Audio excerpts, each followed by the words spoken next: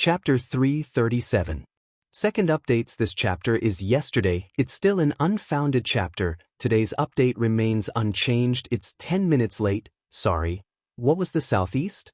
On the map of Zhongzhou State, the southeast, Nanyue, Jiangnan, Jiangzhou, Minnan, and many other provinces and regions could be said to be the southeast. The sphere of influence of the southeast group was far broader than the map. In fact, Wuyue, Jiangnan, Jiangzhou, Jianghuai, Dongshan, Minnan, and even Huading 10 years ago could be regarded as the most traditional sphere of influence of the southeast group. Li Tianlan didn't know which southeast his grandfather was plotting. But no matter which one it was, the decision-making committee meeting, which had lasted for more than 8 hours, could be regarded as an earth-shattering contest. It was past 10 o'clock in the evening. The meeting in Yuzhou had been going on for more than 9 hours, but there was still no specific news. Li Tianlan took Qin Weibai to a restaurant next to the West Lake to eat a grilled fish, and then returned to the villa. It was related to the pattern of the southeast of Zhongzhou State and the future path of the Li family. In such an atmosphere, the charming scenery of the West Lake in the night seemed to have completely lost its color. Qin Weibai could clearly feel the anxiety and solemnity behind Li Tianlan's calmness. He sat on the sofa, his body straight, looking indifferent and relaxed, but in fact, his muscles were tense. "Don't worry." Qin Weibai walked behind Li Tianlan and massaged his shoulders with her fair and tender hands. She used just the right amount of strength. "The outcome of the meeting will definitely be beneficial to us. The only thing we're not sure about right now is how beneficial it will be. At least for now, the re-rise of the Li family is unstoppable." Li Tianlan smiled and reached out to pat Qin Weibai's little hand. "Rise." He was really embarrassed to use this word. Wu Jingmin, Ning Ziyuan, Zhang Qi. These three people were in high positions and were definitely a great force when put together. But no matter how great the force was, it was just a force after all. It was not even comparable to some branches within a group, let alone a group. Tonight's meeting was not so much a meeting about the re-rise of the Li family in Zhongzhou State, but a meeting about the reappearance of the Li family in Zhongzhou State. At most, it appeared above board, nothing more. What is the possibility of Wu Jingmin leaving Jiangzhou? Li Tianlan asked softly. He had never heard of Wu Jingmin before. He hadn't even formally met Wu Jingmin, but he had to respect this old man whose position in Wuyue was as stable as Mount Tai. It was not only his loyalty and perseverance. At the same time, they respected his wisdom and courage. He had taken root in Jiangzhou for 20 years and gathered the forces of the Li family scattered in Jiangzhou around him. He controlled and protected them. How difficult was it to achieve this? This was true wisdom, courage, and wisdom. The possibility is more than 80%. Qin Weibai rubbed her hand gently on Li Tianlan's head and whispered. Li Tianlan frowned and said nothing. Wu Jingmin was definitely the stabilizing force and pillar of Jiangzhou. If he was transferred away from Jiangzhou, even if his level was one step higher, the consequences would be disastrous for the Li family gathered around him. That was why Qin Weibai said she wanted to give them hope. If there was no such hope, as soon as Wu Jingmin left, the people gathered around him would show their true kindness to the Wang family of Beihai for their own sake. This had nothing to do with betrayal. It was also against his will. Even if the Li family could give them hope again, Jiangzhou would not be as stable as Wu Jingmin's. As long as they were not stupid, not many people would exchange the sky-reaching pillar for the hope of the future. In fact, this is not a bad thing. If Wu Jingmin leaves Jiangzhou, it will definitely have an impact in a short time, but it should not be a big impact. Qin Weibai said softly, "Wang Jingxin is the flag of the Wang family of Beihai in Jiangzhou. This time, the person who will compete with or even suppress Wang Jingxin will definitely not be an ordinary person. He must be someone who can compete with him in all aspects. At present, this candidate is most likely to be Zhou Yuanshan. He represents not only himself, but also the wealthy Zhou family and even the entire giant group. This hope is big enough. At least, it is big enough that no one will act rashly for the time being. This time, Wu Jingmin is taking a step up, not retiring. In time, it will not be difficult for Zhou Yuanshan to control Jiangzhou with Wu Jingmin's support. Giant group, Li Tianlan muttered to himself and shook his head with a bitter smile. Were they going to get involved in the end? I understand your idea. Qin Weibai climbed from behind the sofa and sat in Li Tianlan's arms. She whispered, but that's just your idea. You don't want to owe the Dongqing clan too much, and you are afraid that you can't pay it back. But if the other party insists on standing with you, you can't refuse. The Dongqing clan has made up their mind. It's too late for you to think about it. His voice was calm and peaceful. Li Tianlan felt that these words were a little familiar. It seemed that he had heard similar words somewhere, but he couldn't remember who said it at the moment. He shook his head, pulled out a cigarette, lit it, and took a deep breath. Your mind is in a mess. Qin Weibai looked into Li Tianlan's eyes. A little. Li Tianlan did not deny it. Don't think too much. Qin Weibai touched Li Tianlan's hair. In fact, this situation is really good. Whether Wu Jingmin leaves or not, Senior Li will not get nothing in the southeast. In any case, there will be a place for the Li family in the southeast. Compared with the beginning, this result is very good. Li Tianlan nodded and took a long breath. That's right. Qin Weibai lowered her head and kissed Li Tianlan's face. The fragrance was intoxicating. Your most important goal now is to improve your strength. If you are in the invincible realm now, everything tonight will be very different. You may feel that you owe the Dongqing clan a lot now. But if you really grow up and become the chosen one, you can pay back everything you owe them. I just want to tell you that if you don't have enough strength, since you owe them, then you owe them. It's no good to think about it. Only when you are strong can you have a clear conscience. Chosen one, Li Tianlan smiled. His smile was complicated and hard to understand. He didn't doubt that he would break through into the invincible realm. But he, who was known as the chosen one of Zhongzhou State, didn't know whether he would become one. He didn't even know how strong the so-called chosen one was. He only had a vague idea. In my heart, you are the chosen one. The only chosen one. Qin Weibai put her arms around Li Tianlan's neck. Her eyes were gentle and firm. What about Dongqing Huangtu? Li Tianlan suddenly asked. He heard the name Dongqing Huangtu for the first time in Qin Weibai. However, this name had always been a mystery to him. He knew that Dongqing Huangtu was the chosen one. That was all. You are stronger than him. Qin Weibai's body stiffened for a moment.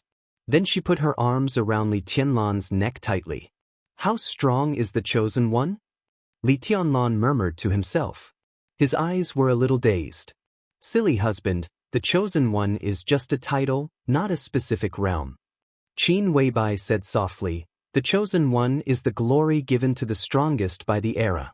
When no one knows martial arts, the ice-condensing realm can be the chosen one. How can there be a specific standard of strength in different eras? What about this era? Li Tianlan asked. This question was very complicated, so complicated that no one could easily answer it. But Qin Weibai could. She thought about it seriously and said softly, my sister has a sword. Li Tianlan raised his eyebrows and felt a little confused. She is not strong, but because of that sword, she can become one of the strongest in the dark world. According to this era, Wang Tianzong is the one closest to the so-called chosen one. But he is not. Li Tianlan said softly. Indeed not, but he is invincible now. Whether it is deity of the purgatory of heaven capital or Lin Fengting of the Lin clan, if they really fight to the death, they will be a little worse than Wang Tianzong. He is absolutely invincible, but he is not dominant enough. According to the current combat capability, if someone can face my sister at the same time, plus deity and Lin Fengting, without hurting his foundation, then this person must be the chosen one. Qin Weibai said in detail. Then she paused and continued, I mean when all three of them are holding murderous weapons. 3 experts at the peak of the invincible realm. 3 murderous weapons. Besieging but not hurting his foundation. This was the chosen one of this era. Li Tianlan's mouth twitched. He put his arms around Qin Weibai's slender waist and said, Can Dongqing Huangtu do this? He can. Qin Weibai said without hesitation, he won't have a problem at his peak. So you must do it in the future. You are my man, and you must be stronger than him. A question that had been suppressed in his heart for a long time was finally asked by him. Naturally, he blurted it out. What about Dongqing Huangtu? Li Tianlan looked into Qin Weibai's eyes and asked, who is he to you? His tone was a little strange.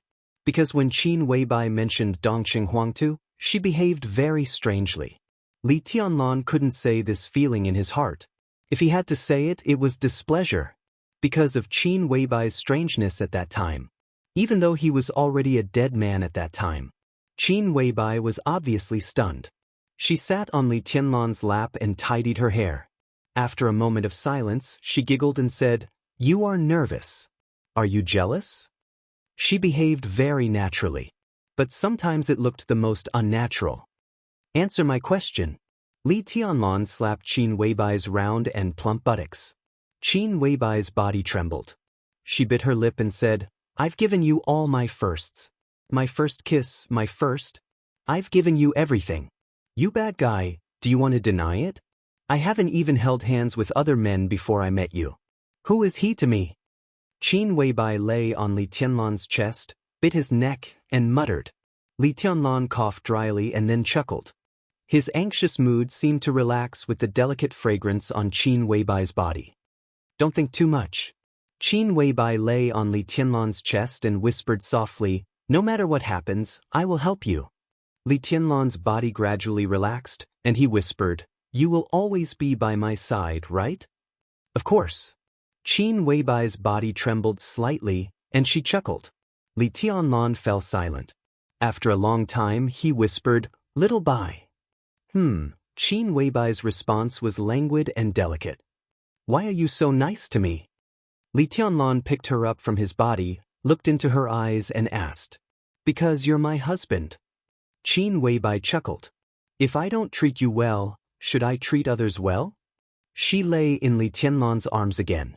Li Tianlan held her body and was silent for a while. Then he laughed at himself and said, many times, I ask myself why you are so nice to me. Qin Weibai did not speak. She lay quietly in Li Tianlan's arms. Her eyes were in a trance and seemed to be out of focus. Many years ago, he planted a flower in her heart, which was as barren as a desert. He didn't remember, but she still remembered. What she wanted to return to him was more than a drop of blood. Many times I feel like I'm dreaming. 3 years ago, I woke up on Lonely Mountain. Military counselor gave me a letter written by you. You said that my future had nothing to do with you. Li Tianlan said softly, I thought about it for a long time. In the past 3 years, even when I was repracticing martial arts, I was still thinking about it. I didn't understand why you were so nice to me, and I didn't understand why you suddenly told me that my future had nothing to do with you. He pulled Qin Weibai up from his body. His expression became extremely solemn. Qin Weibai had never seen such an expression from Li Tianlan. The atmosphere seemed to freeze for a moment. In the frozen atmosphere, Li Tianlan's voice sounded serious and almost solemn. Little Bai, will you leave me? Qin Weibai's body shook violently. She looked into Li Tianlan's eyes. Li Tianlan's eyes were calm. In this pair of eyes, Qin Weibai almost saw the same deep affection as herself. She laughed. At this moment, she seemed to really feel that everything was worth it. I won't. Qin Weibai said softly, I really won't. Li Tianlan smiled and said softly, I thought that when I came back from the polar region, I saw you on the sea, and it was the last time I saw you in my life. On the sea? Qin Weibai's tone was a little confused. When I was on the sea, I encountered a rainstorm. After the rainstorm, there was a rainbow and a mirage. Li Tianlan whispered, you're in the mirage, wearing red clothes? Qin Weibai's body became completely stiff in an instant. Li Tianlan could clearly feel that her body temperature seemed to become extremely cold in an instant. It was an indescribable despair and absurdity. And fear. What's wrong? Li Tianlan's face changed. Qin Weibai didn't speak for a long time, as if she had lost her soul. Red clothes? She looked at Li Tianlan in a daze for a long time, and then asked softly. Li Tianlan frowned and said yes. Qin Weibai smiled. Her smile was a little sad. What's wrong? Li Tianlan frowned. No, Qin Weibai shook her head reluctantly. Her face was pale, and her body temperature was still cold. Nothing. She sat on Li Tianlan's lap, her body a little shaky. Li Tianlan's words were like thunder, echoing repeatedly in her mind. Red clothes, she didn't know what Li Tianlan saw on the sea. But she was sure that what Li Tianlan saw was not herself. Absolutely. Not herself. In her life, she only wore red clothes in the Sky Academy. Chapter 338. Wang Tianzong did not go to Yuzhou to attend this meeting, which was destined to be extremely sensitive and even involved the overall situation. Although the outcome of the meeting was still unclear, he was very clear about the general direction of the meeting. The attack on Li Honghe failed. This meeting would not be a good thing for the Wang family of Beihai. So he stayed in Mount Dibing to accompany Summer Solstice. Summer Solstice had a fever. The body of an ordinary person bore the sword intent of the peak of the invincible realm. It was fine in normal days, but when the sword intent moved, the shortcomings of the body immediately began to appear in all aspects. Summer Solstice's body also became very weak. At this time, if nothing major happened, Wang Tianzong did not want to leave Mount Dibing. The night gradually deepened. Time passed from evening to midnight. Wang Tianzong's brows had been frowning slightly unconsciously. The desk lamp was on in the bedroom. The sound of the waves hitting Mount Dibing outside the dark window echoed on the mountain, like a magnificent and delicate music, grand and mysterious. Wang Tianzong stood in front of the window and looked at the sea under the curtain of night outside. He seemed a little uneasy. Are you sleeping? Xiaji walked out of the bathroom with a pale face, wiped her wet long hair, and asked softly. I'm still waiting for a result. Wang Tianzong turned around and looked at his wife apologetically. He could roughly guess the result of the conference in Yuzhou. However, a general idea and a concrete idea were two completely different concepts. Oh, Summer Solstice went to bed, took off her bathrobe under the quilt, and waved to Wang Tianzong. Come on. Wang Tianzong turned to the bed and hugged his wife's soft body without saying anything. We're going to lose a lot this time, right? Summer Solstice leaned in Wang Tianzong's arms and asked in a low voice. She doesn't understand politics. But she knew Li Honghe's status and achievements in Zhongzhou State. Wang Tianzong's attack on Li Honghe failed. The Wang family of Beihai must pay for this. The price paid by the Wang family of Beihai was a chance for the Li family, which was at the end of its rope. Success or failure was so subtle. The Li family, which had been glorious for hundreds of years, still existed even though it was in dire straits. Whether it was a smooth road or a cliff ahead of the Li family would depend on Li Tianlan in the future. But now it was tied to Li Honghe. Success or failure, life or death, it was so direct. The actual loss won't be too much, but it won't be too little either.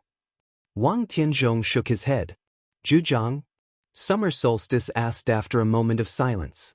It's hard to say. Wang Tianzong hesitated. Wu Jingmin should leave Jiangzhe this time. Jing Exen could stay, but his future would be very difficult. However, there was still a chance. Whether the Li family can take Jiangzhe or not depends on the game between Jingxin and Zhou Yuanshan in Jiangzhe. Zhou Yuanshan? Summer Solstice was a little confused. She knew this person, but she didn't expect that the eldest son-in-law of the Dongqing clan would go to Jiangzhe. This is the only choice. Wang Tianzong's tone was firm. Giant group. Summer Solstice was a little worried. If it was just the Dongqing clan, although it was tricky, it was not a big deal. But Zhou Yuanshan represented not only the Dongqing clan, but also the Zhou family, another pillar of the giant group. The giant group is nothing to be afraid of. Wang Tianzong said softly, they are too loose. In the hundreds of years of the giant group, their paper strength has been growing, but there has never been a president, which is enough to explain the problem. The Li family was not to be feared. Even if they made a comeback, it was nothing. We weren't afraid of the Li family back then, and we don't need to be afraid now. Then what are you worried about? Summer Solstice rubbed Wang Tianzong's chin with her face. I'm not worried. Wang Tianzong smiled. I'm just waiting for the result. He touched Summer Solstice's hair and whispered, "Go to sleep." "It's okay." "Then I'm going to sleep." Summer Solstice reached out and touched the stubble on Wang Tianzong's chin. She turned over and turned off the lamp. The warm yellow light went out. There was a slight noise on the ceiling. Above the bedroom, the ceiling began to separate toward both sides. The entire palace began to become transparent. The stars and the moon above the sky were clearly visible in the bedroom. Summer Solstice had been afraid of the dark since she was a child. So Wang Tianzong made changes to the entire Emperor Hall. In this way, even at night when he was not in Mount Dibbing, Summer Solstice could sleep among the stars and be covered by the bright moonlight. Summer Solstice's breath gradually deepened. Wang Tianzong leaned on the bed motionlessly. The moonlight fell from above and fell on his face. His face was cold, vague and gloomy. He really didn't worry about the giant group. He didn't worry about the Li family's comeback. What he worried about was the pattern of the southeast. Standing in his position, the situation of the entire Zhongzhou state was clear, like a chessboard. The chess pieces crisscrossed on the chessboard, forming the current general trend of the Zhongzhou state. As for the situation in the southeast, it began to gradually become complicated and confusing. Jiangzhou was now the center of all right and wrong. The former root of the Li family was still in Wu Jingmin's hands. Now the Li family had a chance to make a comeback. Wu Jingmin left Jiangzhou. Zhou Yuanshan entered Jiangzhou. The forces of the giant group seemed to have begun to cooperate with the Li family. Zhou Yuanshan represented the Zhou family of the giant group. The Dongqing clan's position of supporting Li Tianlan had never changed. So, what about the Bai family? Wang Tianzong thought of some rumors and the conflict between Bai Qingqian and Dongqing Wudi. Under the moonlight, his face gradually became serious. At least in those rumors, Bai Qingqian seemed to care more about Li Tianlan than Dongqing Wudi. So the Bai family would definitely take action. The giant group was powerful and deep-rooted. On the surface, they were no less than the Southeast Group and the Prince Group, and even better in some aspects. However, this kind of alliance group was too loose and bloated, so that although they were powerful, their cohesion and combat effectiveness were always average. This was a shortcoming that everyone could see. The three pillars of the giant group could definitely see it.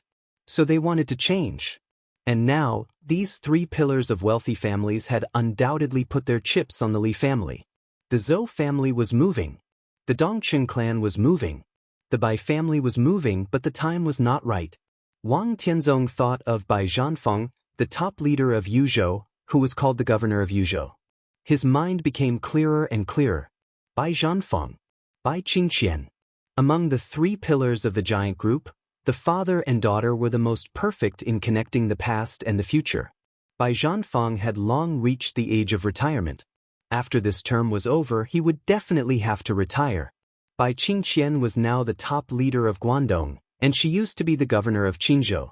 She had been the governor for 4 years and the top leader of the province for 6 years. After this session, Bai Qingqian would have enough seniority and age. Although she was a woman, her means and ability had always been recognized by the higher-ups. At that time, her further conditions would be completely mature. Wang Tianzong could almost guess the direction of Bai Qingqian's office. She would not go to Yuzhou, and the rules would not allow her to go to Yuzhou. The most likely place for her to go was the southeast. It could even be said that only the southeast, whether it was Wuyue or Huiding, they could accommodate a new member of the decision-making committee. If Bai Qingqian completed her advancement in the southeast, the entire southeast would be in chaos. The southeast would be in chaos. The Wang family of Beihai would also be in chaos. Li Honghe returned to Yuzhou this time to take advantage of the giant group and plan the southeast with Jiangzhou as the base. Wang Tianzong smiled. There was a kind of persistent and resolute emotion in his eyes, a little cold and stern, but no anger. He didn't blame Li Honghe. The Wang family of Beihai and the Li family had been entangled for too many years. At this point, there was no way back for both sides. Li Honghe might feel guilty, but he had no choice but to make the best of the mistake. The Wang family of Beihai was destined to gain nothing in tonight's meeting. Not only would they gain nothing, but they would even widen the cracks in the Wang family of Beihai when they paid a price. The Li family rose again in the southeast. The Wang family of Beihai was in turmoil. The giant group intervened in the southeast. As Zhou Yuanshan took office. 3 years later, if Bai Qingqian succeeded in the southeast, other groups in Zhongzhou state would certainly not let go of this opportunity. The southeast would naturally become everyone's goal. All the crises that Wang Tianzong had been struggling to suppress were now getting closer and closer. He had only 3 years now. And the huge crisis was constantly clear. At present, it seemed to be unstoppable. Summer solstice slept quietly beside him, carefree. Wang Tianzong lowered his head and touched his wife's pale face, his eyes gentle. It was past 12 o'clock in the morning.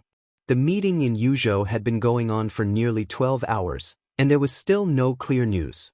Wang Tianzong was still waiting. Not only him. At present, everyone who was qualified to play in Zhongzhou state was waiting.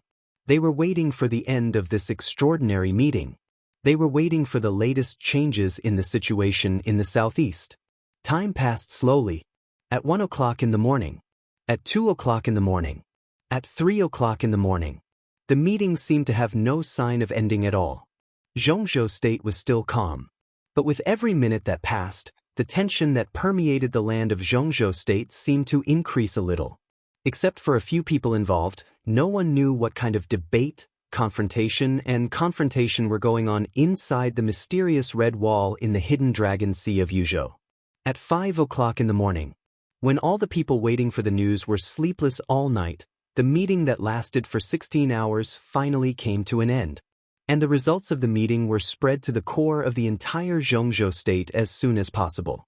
This was a meeting in which everyone gained something, but there were few winners. After more than 20 years, Li Honghe, who put on the marshal's military uniform again, appeared in the solemn conference room in the hidden Dragon Sea. President Li Huaqing of Zhongzhou state personally helped Li Honghe into the conference room. At the beginning of the meeting, Dong Qingwudi, the current minister of the army headquarters, severely criticized the practices of the Wang family of Beihai and Kunlun City, and even directly questioned what the intentions of the two forces were. Bai Zhanfang, the top leader of Yuzhou, who was also one of the leaders of the giant group, was more aggressive. He asked directly whether Beihai was still Beihai of Zhongzhou state. Could Kunlun City still shoulder the responsibility of guarding Zhongzhou state? The patriarch of the Bai family, who had dominated Yuzhou for many years and was known as the governor of Yuzhou city, had a hot temper. As a member of parliament, he dared to oppose the directors. Now that the truth was on his side, he would not be polite. He said that Senior Li was the god of war who had guarded Zhongzhou state for decades and had made great contributions. What did Kunlun City and the Wang family of Beihai want to do by attacking him in his old age? Were they afraid of something? Or were they instructed by someone, or did they make a deal? These accusations were almost tantamount to pointing at the noses of Kunlun City and the Wang family of Beihai and accusing them of treason. The other leader of the giant group, the speaker of the Zhou family, who ranked second only to Dong Qingwudi among the directors, was milder. But no matter how mild he was still questioning. He was the oldest leader in the giant group. When he spoke last, he made a summary of the speeches of Dong Qingwudi and Bai Zhanfang. His wording was very euphemistic.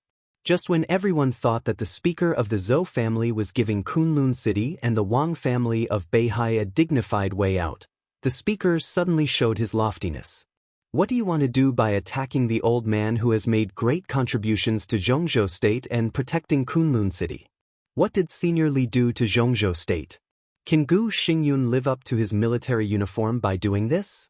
Did the Wang family of Beihai fail to live up to the trust of Zhongzhou state? These were the original words of the gentle leader. Every word was like a knife.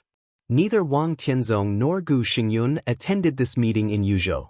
Gu Qianchuan came to Yuzhou instead of Gu Xingyun. In the face of the three leaders' doubts and great pressure, Gu Qianchuan, who had never appeared on such an occasion, was at a loss. It was impossible for him to admit such a thing. But he could not deny anything since Li Honghe was there. However, since Wang Tianzong and Gu Xingyun were not there, at least there was room for this matter to be delayed. Both the Special Warfare Group and the Southeast Group said that they did not know what had happened. But if it was true, they were willing to apologize to Senior Lee and compensate him. It was bullshit to say that they did not know what had happened. Apologies were empty. Only compensation was real. Real and not empty. Gu Qianchuan, who had calmed down, found an opportunity to question Sidsang Yue, the governor of Sai City, who also attended the meeting. What was the intention of firing at one's own people with a murderous weapon? The meeting lasted for 16 hours. All the questions, arguments, and confrontations eventually turned into compromises. The meeting finally came to an official conclusion at dawn. Sidsang Yue, the governor of Sai City, handed over the murderous weapon-setting son of Zhongzhou State and let Kunlun City take charge of it. Wu Jingmin, the head of Jiangxia Province, was transferred from Jiangxia to the cabinet as a deputy minister. The governor of Jiangnan Province, Su Xinghe, was transferred to Jiangxia as the first secretary. Zhou Yuanshan, the top leader of Luojing City in the Central Plains, entered Jiangxia and was appointed as the deputy secretary, deputy governor, and acting governor. The commander of the Eastern Theater of Operations, Ning Ziyuan, was transferred. He didn't have a clear position for the time being. However, all the higher-ups knew that his next position would be the commander of the Tiannan Freedom Corps.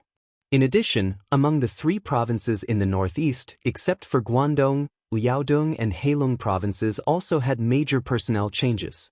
Zhang Qi of the Southeast Special Warfare Headquarters made a self-reflection at the meeting and was given a demerit.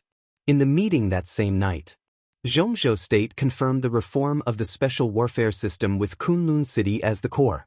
After the Southeast Special Warfare Headquarters, Zhongzhou State established the Northeast, Southwest, and Northwest Special Warfare Headquarters. The candidate for the Minister of the Northeast Special Warfare Headquarters was Tribulation. The Minister of the Southwest Special Warfare Headquarters was temporarily designated as Shushan Nirvana, Sword Master Wei Kunlun. Gu Qianchuan was the Minister of the Northwest Special Warfare Headquarters. And along with the establishment of the four major Special Warfare Headquarters, there was also a brand new organization that could be on the same level as the Special Warfare Headquarters. An institution that surprised everyone. Special Overwatch Council. It was responsible for monitoring the operation status of all special warfare agencies in its area. This was the most important compensation that the Li family got. The directors of the three special supervisory councils in the Northwest, Southwest, and Northeast were all the first directors of the Special Warfare Headquarters. Only the Southeast. The first director of the Southeast Special Supervisory Council was not Zhang Qi. It was Li Honghe. After returning to Yuzhou in such a high-profile manner and struggling for 16 hours, the Li family finally had a foothold. They made a comeback. Chapter 339. It was no exaggeration to say that the 16-hour fierce debate and game in Yuzhou was definitely a meeting that could be recorded in the history of Zhongzhou State. Too many things had happened before and after 16 hours. The attack on Li Honghe was the cause. It ended with the Li family's comeback. The two sides of the Li family's survival affected the great changes in the pattern of the entire southeast. Wu Jingmin, who was deeply rooted in Jiangxia and could be called a local tyrant, entered Yuzhou province and became the deputy prime minister of the cabinet. The commander of the Eastern Theater of Operations, Ning Ziyuan, was transferred. The special warfare system was being reformed.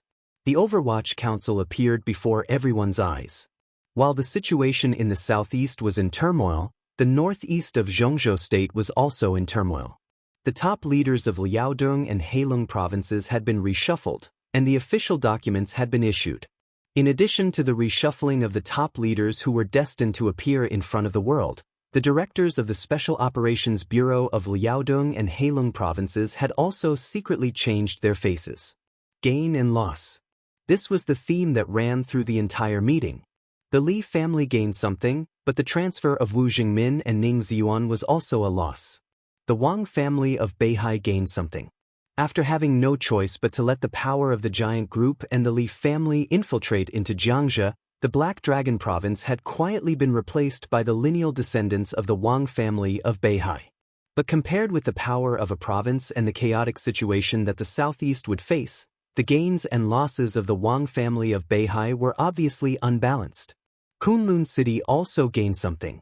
The murderous weapon-setting sun, which they had been plotting for many years, finally arrived in Kunlun City from Sai City, which was extremely important to them.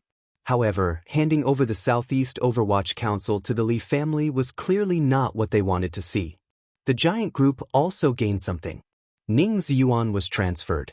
General Wang Wanyan, the commander of the Blood Battalion of the Border Control Corps, was transferred to the Eastern Theater of Operations as the commander. This had been regarded by the outside world as the first step of Dongqing Wudi's strong control of the military. But Wang Wantian's transfer to the Eastern Theater of Operations was also the beginning of the Dongqing clan's abandonment of the dominance of the Border Control Corps. This was bound to be a far-reaching meeting. Many of the effects would only appear after several years or even longer. This time, only the Jiangxia and Eastern Theater of Operations were moving in the southeast. However, with the emergence of the Overwatch Council and the resurgence of the Li family, the entire southeast was shrouded in a fog. Regardless of whether it was the people involved or the bystanders, no one could see the fog clearly. Ning Ziyuan couldn't see through the fog either. But everything in the southeast had nothing to do with him. The day after the meeting, he walked into the army headquarters building and got his new appointment from Dongqing Wudi.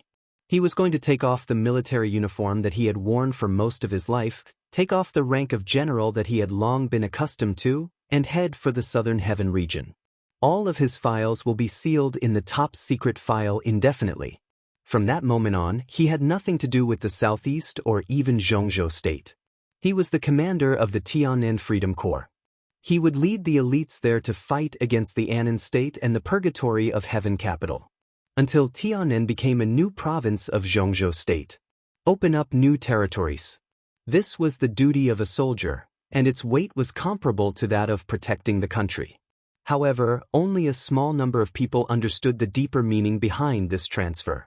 To be enemies with the Purgatory of Heaven capital. This sentence implied too much malice and conspiracy. It was already night in Wuyue. In the dead of night, the courtyard of the Eastern Theater of Operations was filled with the vicissitudes of life and loneliness. The lights in Ning Ziyuan's mansion were off.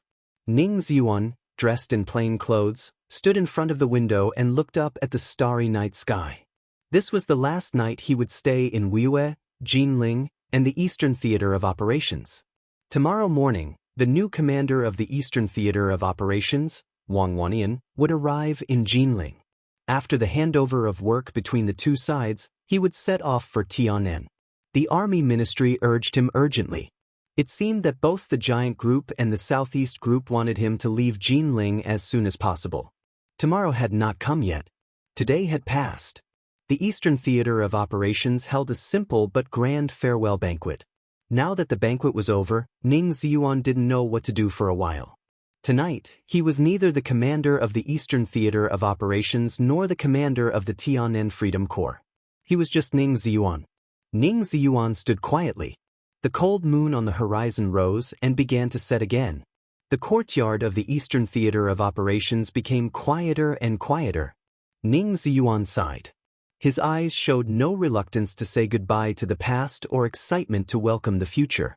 They were dull and almost empty. Insomnia? A somewhat hoarse voice sounded behind Ning Ziyuan without warning. Ning Ziyuan turned around reflexively. The living room of the mansion was dark. A man's figure appeared on the sofa without anyone noticing. He raised his hand and waved it. In the night, it could be vaguely seen that he was holding a bottle of wine. "What are you doing here?" Ning Ziyuan frowned and quietly closed the curtains in front of the window. "Don't be so nervous." The black shadow laughed in a low voice. His hoarse voice was a little magnetic. "I have wine. Do you want to drink?" Ning Ziyuan came over and sat opposite the black shadow. He didn't turn on the light. In the dark, his tone was with suppressed anger. "You came to me just to drink with me? Don't get excited." The black shadow said with a smile, "I happened to come to Jinling to patrol. I knew that you were leaving tomorrow, so I came to have a look. Don't worry, no one will find out that I have been here." in the past. Now is not the past. Ning Ziyuan interrupted the Black Shadow's voice with some gloominess. He used to be the commander of the Eastern Theater of Operations and a core minister of the Wang family of Beihai. The Black Shadow in front of him was also an important figure in the Wang family of Beihai. The two had occasional contact. Even if they were discovered, it would not be a big deal. But it was now. He left Jinling. It was almost equivalent to leaving the Southeast Group. He was originally a member of the Li family. After the collapse of the Li family, this identity did not seem obvious. But now the Li family reappeared. If he went to Tiannan, it was tantamount to re-entering the Li family's camp. Now he was meeting the man in front of him. Once he was discovered, it was very likely to cause a stir. The living room was quiet for a while. The Black Shadow shook his head and then said seriously, "Don't worry, there will be no problem." "Don't be careless," Ning Ziyuan said in a low voice. The Black Shadow in front of him was Migrez, who Li Honghe personally mentioned to him in Lin. He was different from Ning Ziyuan, whose code name was Alcade. He was different from Wu Jingmin and even Zhang Qi. Migrez's identity was the most hidden. Everything he showed to the world was completely flawless. Even Zhang Qi, the current minister of the Southeast Special Warfare Headquarters, might be exposed. But Migrez would not. As long as he did not stand out himself, he would hide forever and did not have to worry about being called a traitor. With such a hidden identity, he was bound to play a greater role in the future of the Li family. He was even more useful than Ning Ziyuan. "I won't come if I have nothing to do. But you will leave tomorrow. Time is a little tight, so I can only take some risks to come here." In the darkness, Migrez put down the bottle in his hand and took out a business card from his pocket. "In recent years, I have dealt with a lot of things in Tiannan on behalf of Tianzong. So I have made some other arrangements secretly. When you arrive in Tiannan, you can contact this person." Migrez said softly, "This is a small gift. When the time is right, you can give it to Tianlan for me. As his uncle, I didn't talk too much with him when I met him last time." "Have you met Tianlan?" Ning Ziyuan's tone was a little surprised. "I met him once, but we didn't talk much." Migrez shook his head. "You are the most suitable person to go to Tiannan at present. Tianzong's mind is a little messy these days. Under the guidance of Wang Qinglei, he really wants to send you to Tiannan to be the enemy of the purgatory of heaven capital." Wang Qinglei said it was a dog-eat-dog situation. "Huh, it's ridiculous." Ning Ziyuan took a deep look at him. He could know the content of the conversation between Wang Qinglei and Wang Tianzong. This was enough to show Migrez's status in the Wang family of Beihai. "Tianzong trusts you so much." Ning Ziyuan's tone was a little emotional. In the current situation, if Tiannan was the most worthy place of Zhongzhou State's attention, then Migrez was the most special person in Tiannan. He was the only person who could wander between the Wang family of Beihai, the Li family, and the purgatory of heaven capital and could be completely trusted. He dealt with a lot of things on behalf of Wang Tianzong. God knew what he did for the Li family when dealing with those things. "I'm different from you." Migrez was silent for a while, then slowly said, "At least on the surface, I have nothing to do with the Li family." "You're really different." Ning Ziyuan nodded. Migrez smiled and said calmly, "Let's not talk about this. I'm here today to tell you that after you go to Tiannan, you should act quickly. Although the Li family has made a comeback, the situation is not good. Whether Jiangzhe can be stable or not depends on Tiannan. If there is no accident, the next few years should be the best opportunity for the Li family. You don't have any scruples in Tiannan." "Scruples?" "Scruples." The hall began to become quiet. Ning Ziyuan seemed to really have scruples. After a long silence, he said flatly, "What scruples can I have?" "That's good." Migrez smiled and said, "Even if there is, it should not exist for the time being." Ning Ziyuan narrowed his eyes thoughtfully. "Some time ago, the power of the purgatory of heaven capital in Tiannan was adjusted. Do you know about this?" Migrez asked. Ning Ziyuan raised the corner of his eyes, nodded, and said expressionlessly, "I know. Sunluo Hall is stationed in Tiannan now. So it's perfect for you to go to Tiannan at this time." Migres smiled and said, "You lead the Tianan Freedom Corps, and there are old subordinates in Tianan who are most worthy of your trust. Everything is promising." Ning Ziyuan did not speak. His most trusted old subordinates. Naturally, they were the real direct subordinates he had cultivated in the Eastern Theater of Operations for many years. And these direct subordinates were all sent to East Island in the final battle of Heaven Capital 3 years ago. At that time, everyone in Zhongzhou State was talking about the madness of Ning Ziyuan and the Eastern Theater of Operations. And the final battle of Heaven Capital did not disappoint anyone. More than 100 experts above the fire-flaming realm in the Eastern Theater of Operations died in Heaven Capital. This directly led to Ning Ziyuan's difficult life in the Eastern Theater of Operations in the past 3 years because he had lost a large number of elite direct subordinates. Many people laughed at Ning Ziyuan. They said that he was a great general who was willing to send his trusted subordinates to die. However, very few people knew that Ning Ziyuan had indeed sent his most trusted troops to their deaths. But at the same time, he gave them a new life. After the new life, they were no longer soldiers of Zhongzhou State. Today, 3 years later, those who died in the battle and disappeared in the battlefield of Heaven Capital were still alive and formed an organization famous in the dark world. Purgatory of Heaven Capital. Sunluo Hall. And all his decisions were based on Migres's suggestions, and what he did was even crazier than Migres's request. The plan had begun long ago.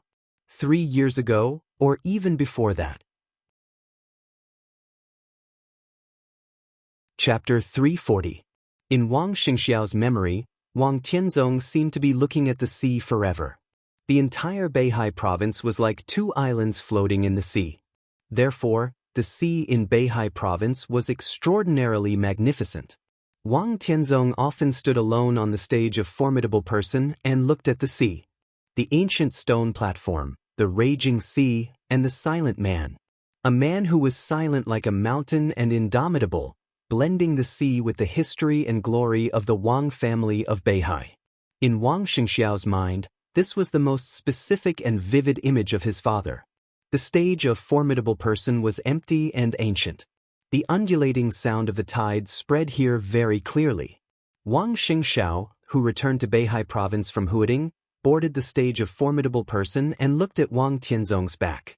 Wang Tianzong's back was not outstanding. The stage of Formidable Person was not outstanding either. But amidst the ordinariness, it seemed that even the vast sea had become ordinary and unremarkable. In this vast and ancient space, the invincible sword intent, the power that could overturn the imperial court, the matchless and ambitious heroes, the devastatingly beautiful women, and everything else seemed to become plain and ordinary. Hundreds of years of romance and glory of the Wang family of Beihai gathered here. It was too heavy here, so it looked particularly solemn.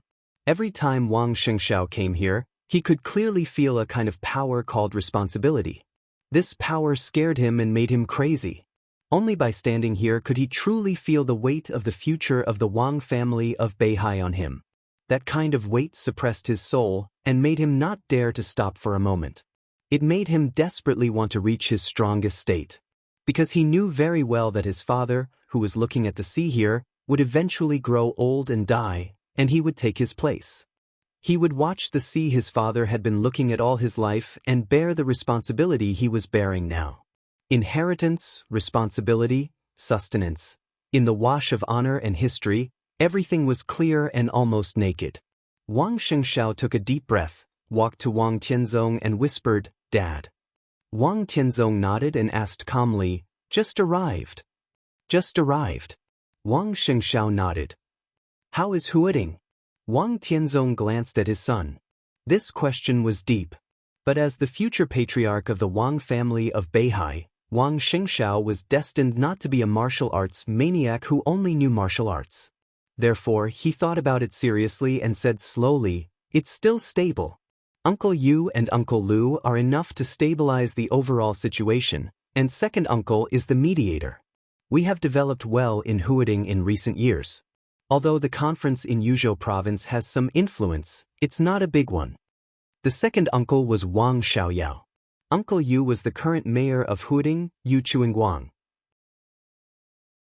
Uncle Lu was Lu Shuanghua, the southern intelligence giant in charge of Jiangnan.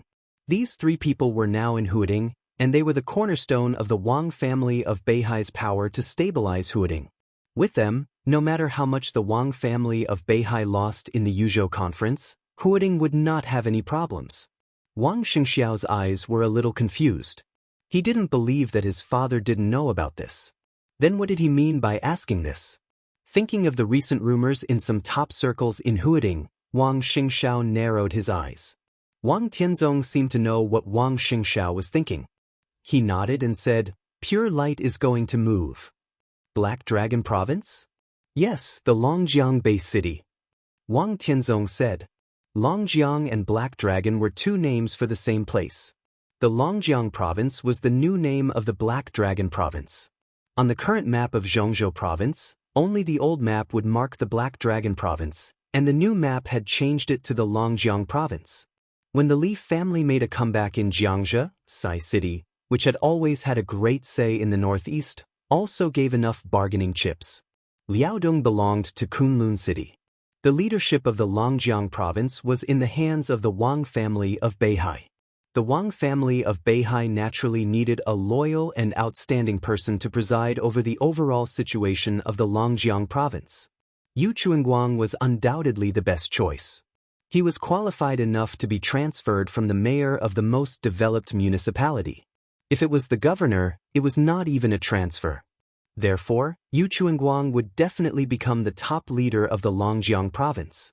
Although his rank would not change, his status would be different. However, Wang Shengxiao was a little hesitant. He hesitated and said slowly, "I'm afraid Uncle Yu doesn't want to move." The Southeast Group had been brooding about losing Huading. Over the years, it had never given up fighting for the leadership of Huading. Especially in recent years, the Wang family of Beihai had established a cooperative relationship with Kunlun City. Lu Shuanghua's Jiangnan society entered Huading forcefully. After Mayor Yu Chuingguang's foundation was stable, the remaining forces of the Southeast Group began to gradually become active. In 3 years, Huading was extremely lively.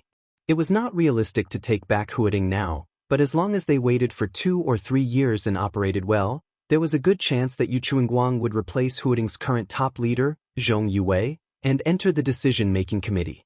If he was asked to leave Huading at this time, he would inevitably have other ideas. "He's the most suitable candidate," Wang Tianzong said expressionlessly, looking determined. "And it's also a good thing for him to leave Huading now. There's no hope for him to stay in Huading." Wang Xingxiao's face changed and he said thoughtfully, "Wu." Wang Tianzong nodded. Although the Wang family of Beihai was the leader of the Southeast Group, the Southeast Group also involved the Wang family of Beihai to some extent. At least when there were internal problems in the Wang family of Beihai, some big shots of the Southeast Group couldn't express their opinions, let alone change the plan at will. Wang Qinglei officially entered the decision-making committee 2 years ago. In the change of office 3 years later, no matter what problems there were in the Wang family of Beihai, the Southeast Group was bound to push Wang Qinglei to the top. This was related to the survival of the whole group. The whole group must ensure the right to speak after the change of office. Pushing Wang Qinglei was the most sure, and other people were not qualified enough. If they gave up on Wang Qinglei now, time would be too tight. Even if the Southeast Group was strong, it would be difficult for them to have enough time and resources to nurture another giant candidate. This was something that had been decided many years ago, and it was not easy to change it now. If the Southeast Group pushed Wang Qinglei, it would be difficult to take care of Yu Chuingguang's promotion. Wang Qinglei himself would not allow this situation to happen. Therefore, Yu Chuingguang's pursuit of the top leader of Huading was doomed to fail. Even in the next session, the Southeast Group still had no plan to completely take back Huading. And Huading was not the only way to enter the decision-making committee. Longjiang province was also a good choice. Longjiang was close to Beihai province and had a vast territory. If Yu Chuingguang managed it as the new back garden of the Southeast Group, he might have a chance 3 years later. "I'll talk to him about this when I have time," Wang Tianzong said. Longjiang province was equally important to him. It was the closest province to Beihai province. If it was managed well, it could be regarded as the periphery of Beihai province. And Longjiang was close to Guangdong. If Yu Chuanguang could find a chance to check and balance by Qingqian of the giant group, the Southeast group would have another bargaining chip in the hands of the general change of office 3 years later. From this point of view, the Wang family of Beihai did not lose out by giving up Jiangzhe to get Longjiang. Even Jiangzhe was not completely abandoned. Zhou Yuanshan entered Jiangzhe as the governor. The top leader was Su Xinghe, the former governor of Jiangnan province. Jiangnan had always been the traditional territory of the Southeast group. There was no doubt about Su Xinghe's position. It was still unknown who Jiangzhe belonged to. Will you talk to him yourself? Wang Shengshao was a little stunned. Wang Tianzong nodded and said nothing more. Wang Shengshao fell silent. After a long time, he hesitated and asked, "Dad, you and second uncle?" He didn't finish his words. He had rarely been in the Wang family of Beihai in recent years. But he vaguely noticed that there was something wrong between his father and second uncle. Especially after Wang Qinglei entered the decision-making committee. Now almost everyone in Zhongzhou state noticed that there was something wrong with the Wang family of Beihai. Although it was not completely out of control for the time being, it was not something that Wang Tianzong could suppress alone. The atmosphere between the lineal descendants of the Wang family of Beihai and the major branches became more and more delicate. Even the relationship between Wang Xiaoyao and Wang Tianzong, the two brothers, had become a little strange. For example, if it had been before, Wang Tianzong would not have talked to him personally about the matter regarding Yu Chuanguang. Wang Xiaoyao was enough.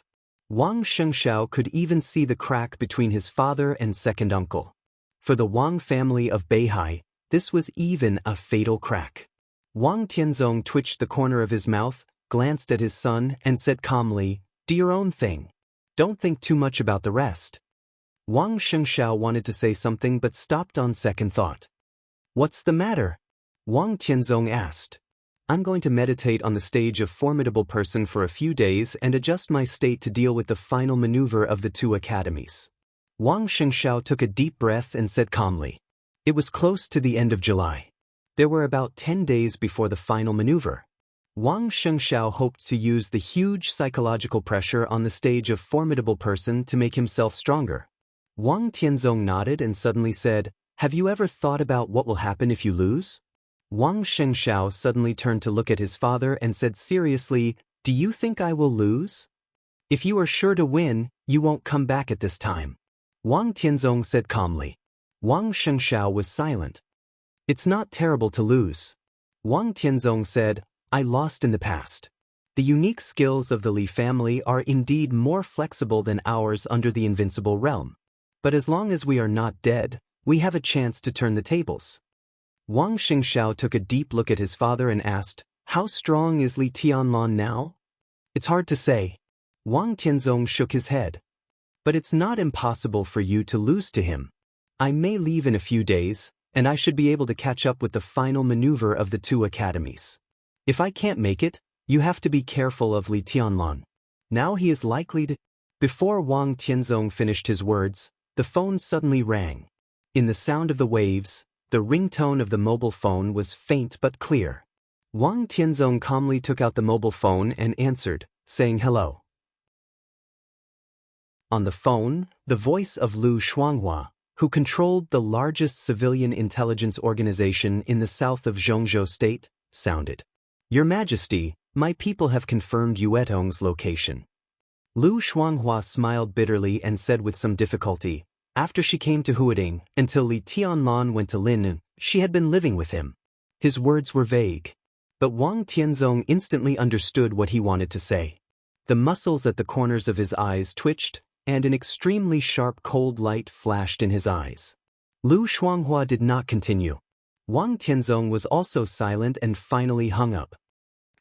Wang Shengshao looked at Wang Tianzong. "It's all right." Chapter 341. When countless reporters and media were still digging for the truth of the disappearance of Lonely Mountain overnight, the cabinet, the Jiangxia provincial government and the Lin and municipal government had clearly issued a document. In the most official and formal manner, Lonely Mountain was completely removed from the tourist attractions of West Lake. It was no longer a tacit attitude under the guise of renovation. On the edge of the ruins of Lonely Mountain, a sign of a military restricted area was set up. The address of the Southeast Special Warfare Headquarters was in Huading, and Lonely Mountain would become the office of the Southeast Special Warfare Supervision Council. The Supervision Council was a new institution of the Special Warfare System of Zhongzhou State, different from the Special Warfare Headquarters. The emergence of the Special Warfare Headquarters was actually just the expansion of the power of the Special Warfare System. For the whole system, it was not big enough to subvert the fundamental rules. But the Procuratorate was different. It was a new institution. Different from the division of labor of the party committee and the government in the political circle, and different from the military generals and political generals in the army, the Supervision Council had a single function. In terms of duties, it was more similar to the Discipline Inspection Department, supervising the performance of their duties by various special warfare agencies. It was supervision. It only had the right to supervise. The emergence of any system or any new institution took a relatively long time to become mature and stable. So, strictly speaking, the newly established Procuratorate, which only had the right to supervise but not the right to dispose, was actually in a very awkward position. The special warfare system was different from the military and the political circles. Its duties were secret, its power was hidden, and the rules were loose. So even if it had the right to supervise, the scope of supervision was somewhat vague.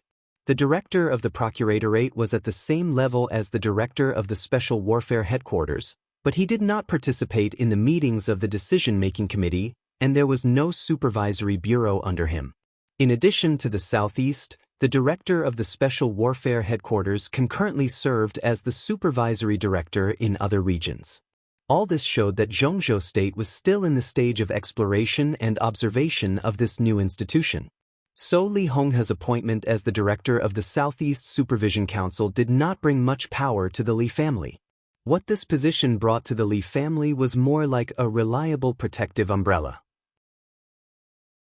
At least when the Supervision Council still existed, neither the Wang family of Beihai nor Kunlun City could join forces to attack the Li family again, because it was equivalent to blatantly trampling on the rules that everyone was abiding by. And with only a dozen people left, the Li family could not use their limited power to do anything against the Wang family of Beihai and Kunlun City. The situation would roughly stabilize. The so-called balance was like this. The current situation was neither good nor bad for the Li family. There were no unexpected surprises, but it was completely in line with expectations. After more than 20 years of dormancy and forbearance, the Li family reappeared on the stage of Zhongzhou State. This seemed to be an inconspicuous step, but it was the real foundation and starting point. Now it was no longer Li Honghe who stood at the starting point. It was Li Tianlan. Perhaps it was not until today that Li Tianlan really began to shoulder the Li family's burden. Before the Yuzhou Conference, Li Tianlan was the hope of the Li family. After the Yuzhou Conference, Li Honghe completely fell from the invincible realm. Li Tianlan was everything to the Li family. There shouldn't be too many changes in Jiangxia in the next few years. Even the entire Zhongzhou State, if there are no accidents, will be peaceful for a few years. There are good and bad sides to peace. The good side is that it's safe enough, but the bad side is that it's a pool of stagnant water without any waves. Naturally, there will be no chance. It was a sunny morning in late July. The warm sunshine outside the window shone into the bedroom. In front of the mirror, Qin Weibai, who had just gotten up and her hair was still a little messy, was tidying up his suit for him. She said softly, "That's why I want you to go to Tianan. No matter what happens in Zhongzhou State, Tianan is destined to become another focus of the dark world. The Li family can only develop tepidly in Jiangxia. If it wants to rise, it can only be possible in Tianan, which is destined to be in constant turmoil." Li Tianlan answered and loosened the tie around his neck. Today, he had a series of extremely important social engagements, so he was dressed very formally. He wore a black suit and leather shoes, looking calm and sharp. After the Yuzhou conference, the personnel transfer went quickly. Zhou Yuanshan had already come to Jiangzhou from Luojing 3 days ago. On the first day of the new governor of Jiangzhou, he came to visit Li Honghe and made an appointment with Li Tianlan to meet today. It was an unusual meeting, because Wu Jingmin hadn't left yet. Wu Jingmin hadn't left, so the new governor of Jiangzhou, Su Xinghe, naturally couldn't come. Wu Jingmin hoped to make full use of these few days to create a situation beneficial to the Li family. So today, Li Tianlan would not only meet Zhou Yuanshan but also Wu Jingmin.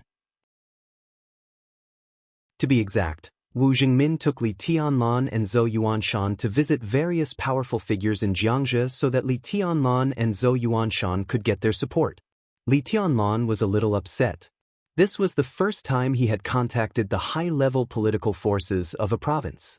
He was not uneasy, but his heart was a little complicated. There won't be any problem.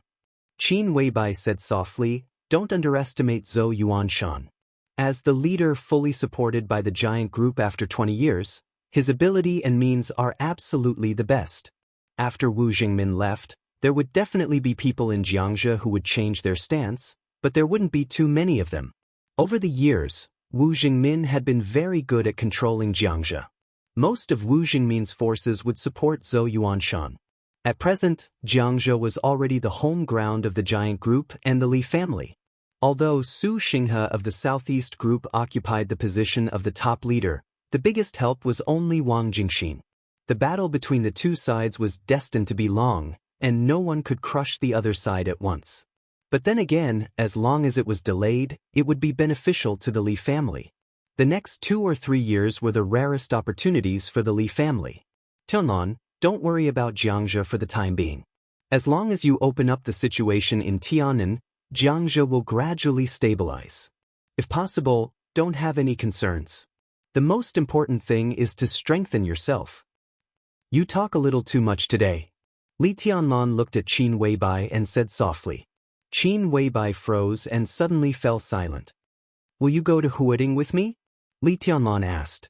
The final maneuver of the 2 academies was about to begin. Today was also the last day he stayed in Lin.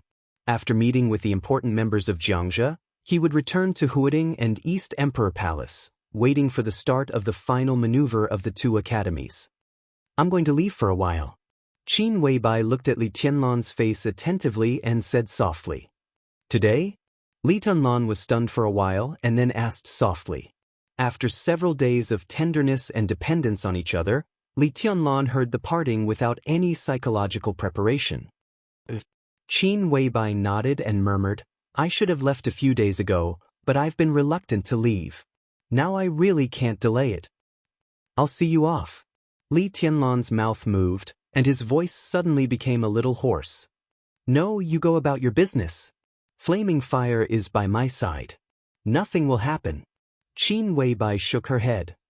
The reason why I told you now is that I don't want you to see me off. I wanted to let someone else tell you before I left, but I was afraid that you would be angry. I'd better tell you myself. Li Tianlan didn't know what to say. He opened his hands and subconsciously held Qin Weibai's warm and soft body in his arms. Qin Weibai gently wrapped her arms around Li Tianlan's waist and said with a chuckle, It's not life and death. Why are you so serious? Wait for me. I'll be back in 2 or 3 months at most. At that time, I'll stay with you and won't go anywhere, okay? Li Tianlan said sullenly. Qin Weibai left his arms, took off a single Buddha bead from her wrist, handed it to Li Tianlan, and said softly, This is for you. This is? Li Tianlan was a little confused. Great Master Wu gave me the Buddha bead. It doesn't mean anything. It's a mascot. I don't like it very much, so I'll give it to you. Qin Weibai said carelessly, and her tone was very natural. Li Tianlan didn't think much and put it on his wrist. Where are you going? Go back to the headquarters first. Qin Weibai hesitated. The headquarters of Samsara doesn't mean much. It's time to give up. I'll go back again. After that, I'll go directly to Snow Country. Li Tianlan nodded and looked at Qin Weibai in front of him. Qin Weibai stood quietly in the sun, beautiful and dreamy, as if transparent. Today was the day of parting. Li Tianlan suddenly felt a little tired and seemed to have no energy to do anything. Go ahead. Today is very important to you. Qin Weibai took Li Tianlan's arm and pulled him out of the door. She said seriously, I'll be back soon. Li Tianlan nodded. He wanted to say something but stopped on second thought. Finally, he turned and went downstairs. Qin Weibai went downstairs with him and watched Li Tianlan get into an Audi at the door. Qin Weibai looked tranquil and gentle. Li Tianlan looked back at her. Qin Weibai smiled and waved her hand. Everything was so natural, as if it was the most ordinary parting. Li Tianlan got into the car. At that moment, Qin Weibai only saw Li Tianlan's side face. She looked at him affectionately and in a trance. The Audi slowly left the villa area. Qin Weibai stood quietly, motionless, like a sculpture. Such a simple parting. But it was the last glance. The light in Qin Weibai's bright eyes changed. All the emotions that pretended to be natural surged in her heart. As Li Tianlan left, she was close to collapse. She couldn't show her reluctance. She couldn't even show sadness. Because what she wanted to tell Li Tianlan was a very common parting. She knew what it meant. It was a deception, the cruelest deception. Because this seemingly casual parting this time, they would never be able to meet again. Cruel. But it was not the cruelest. She had seen the cruelest scene in Heaven Capital 3 years ago. That scene was not the moment when the woman in white pierced the long sword into Li Tianlan's chest. It was the scene after Li Tianlan fell from the air. That was the real cruelty. The Audi disappeared completely from her sight. All the reluctance, all the unwillingness, and all the deep feelings completely collapsed in an instant. Qin Weibai had already burst into tears. She behaved so normally that she didn't even show a trace of reluctance to Li Tianlan. No reluctance was the real reluctance. She bit her lips hard and murmured softly, I'm sorry. Chapter 342. It was like there would be no reunion and parting. There would be no afterlife in life. That was why Qin Weibai's profile was so clear. It was the last glance before parting. Qin Weibai stood quietly at the door of the villa. Li Tianlan's car had completely disappeared, without a trace. There was a breeze in the sunny Lin. The breeze blew the water of the West Lake and seemed to blow away all the spiritual qi in her. Qin Weibai's whole body became empty. There was no hope, no longing, no thoughts, no coldness and gentleness. She was like a body that had lost everything. She was still beautiful, but she was shaking with the wind. She still had too much to say. There were still too many things she wanted to do. But she couldn't say or do anything about it. She didn't even give Li Tianlan a serious hug or kiss. She behaved too normally. Only normality could make Li Tianlan believe in their future. But there was no future. Even this parting was so incomplete. Tears flowed down her delicate face and dripped on the ground. After all her emotions collapsed out of control, there was no pain in her heart, only numbness and emptiness, with a touch of indescribable coldness. Her body seemed to be weightless, floating with the wind, empty, getting higher and higher. There was no foundation or tie, no past and no future. Qin Weibai squatted down with her arms around her shoulders and lowered her head. She was silent, like a child who had been wronged. But what she suffered was not grievance, but the most heart-wrenching coldness and despair. The wind stopped. The wind rose again. Qin Weibai squatted at the door, as still as a sculpture. Lin Fengting, who spent all his time in Lin, and didn't say a word about the Li family's comeback, walked over quietly and whispered, "When will you go to Snow Country?" "Today." Qin Weibai was silent for a while and whispered. She was in a mess now, but she was unwilling to stand up. To be exact, she was too lazy to stand up. Since she knew there was no future, why did she care so much? "Shall I go with you?" Lin Fengting asked. "No need." Qin Weibai raised her head and looked into the distance. The villa area was very high. Staying at the door, she could clearly see the turbulent and swaying West Lake outside the villa. Her eyes were a little dazed, but her tone was very serious. She whispered, "Sir, please stay in Zhongzhou State for a few more days. It's not too late to set off after the final maneuver." Lin Fengting raised his eyebrows in confusion. Snow Country has nothing to do with the final maneuver, right? It has something to do with Tianlan. Qin Weibai choked with sobs and took a deep breath. Her perfect and delicate face was like a pear blossom in the rain.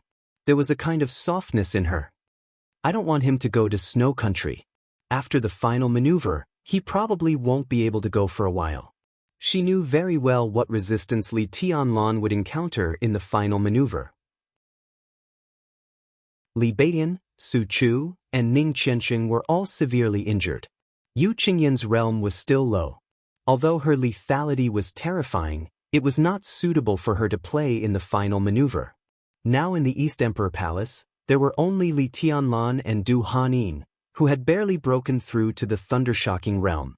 At most, there was Dongqing Rushi. 3 people. However, the 3 of them would have to face 3 young forces. 3,000 realms, Phantom Realm, and Jile Peak. Wang Shengshao, Gu Hanshan, Song Ci, and Jiang Shangyu.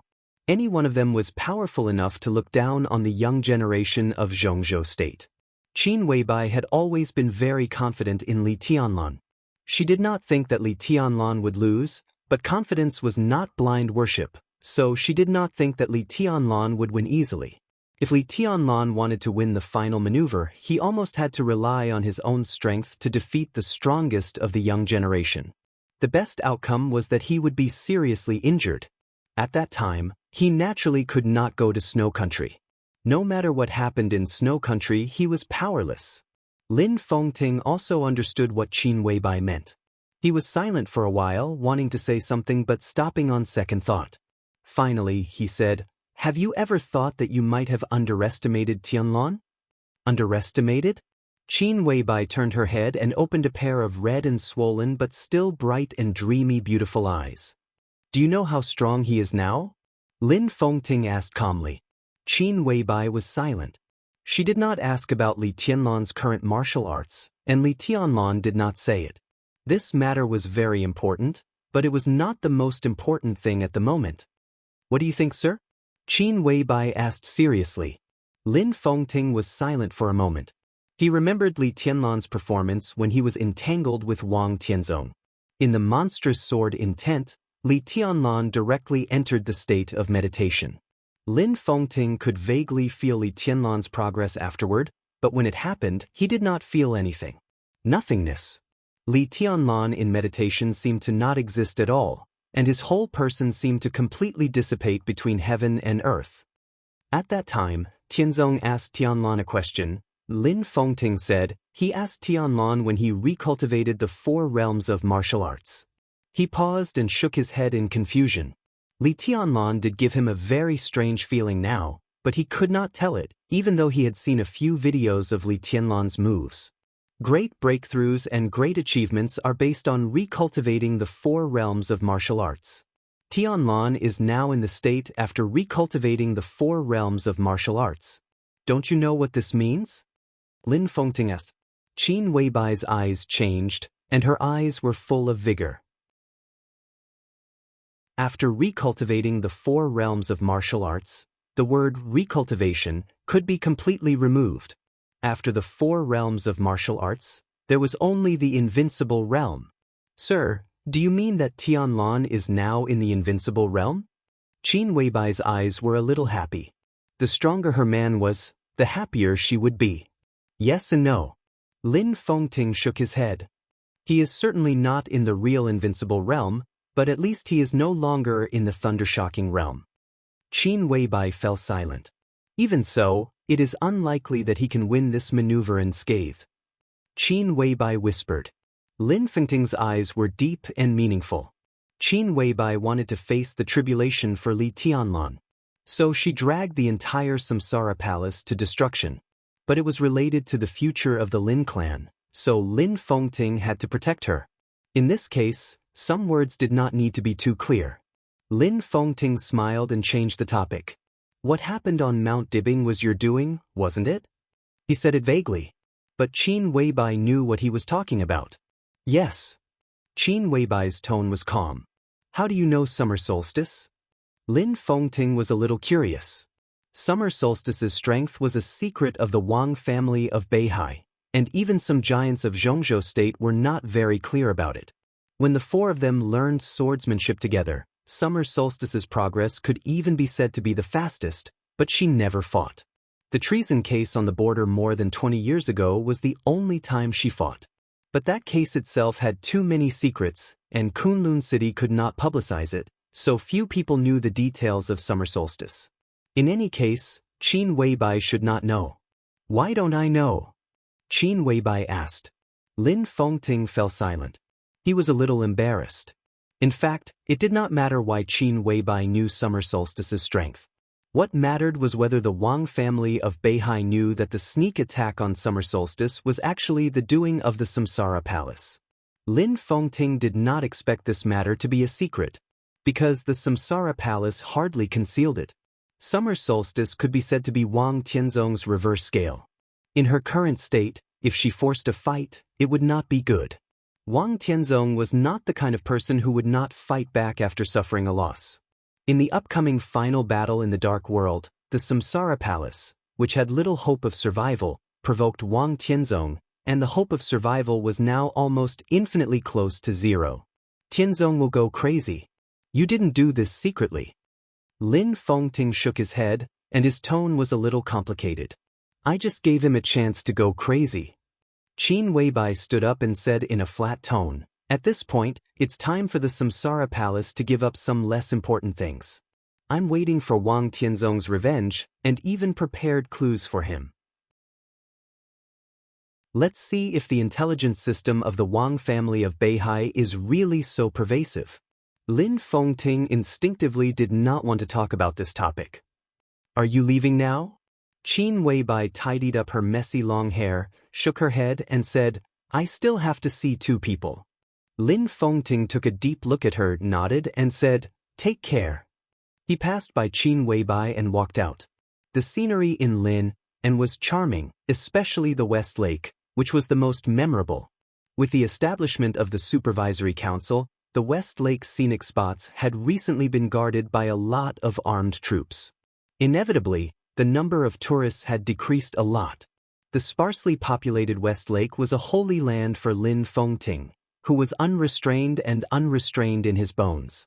Qin Weibai seemed to have calmed down. She went back to the bedroom and changed her clothes.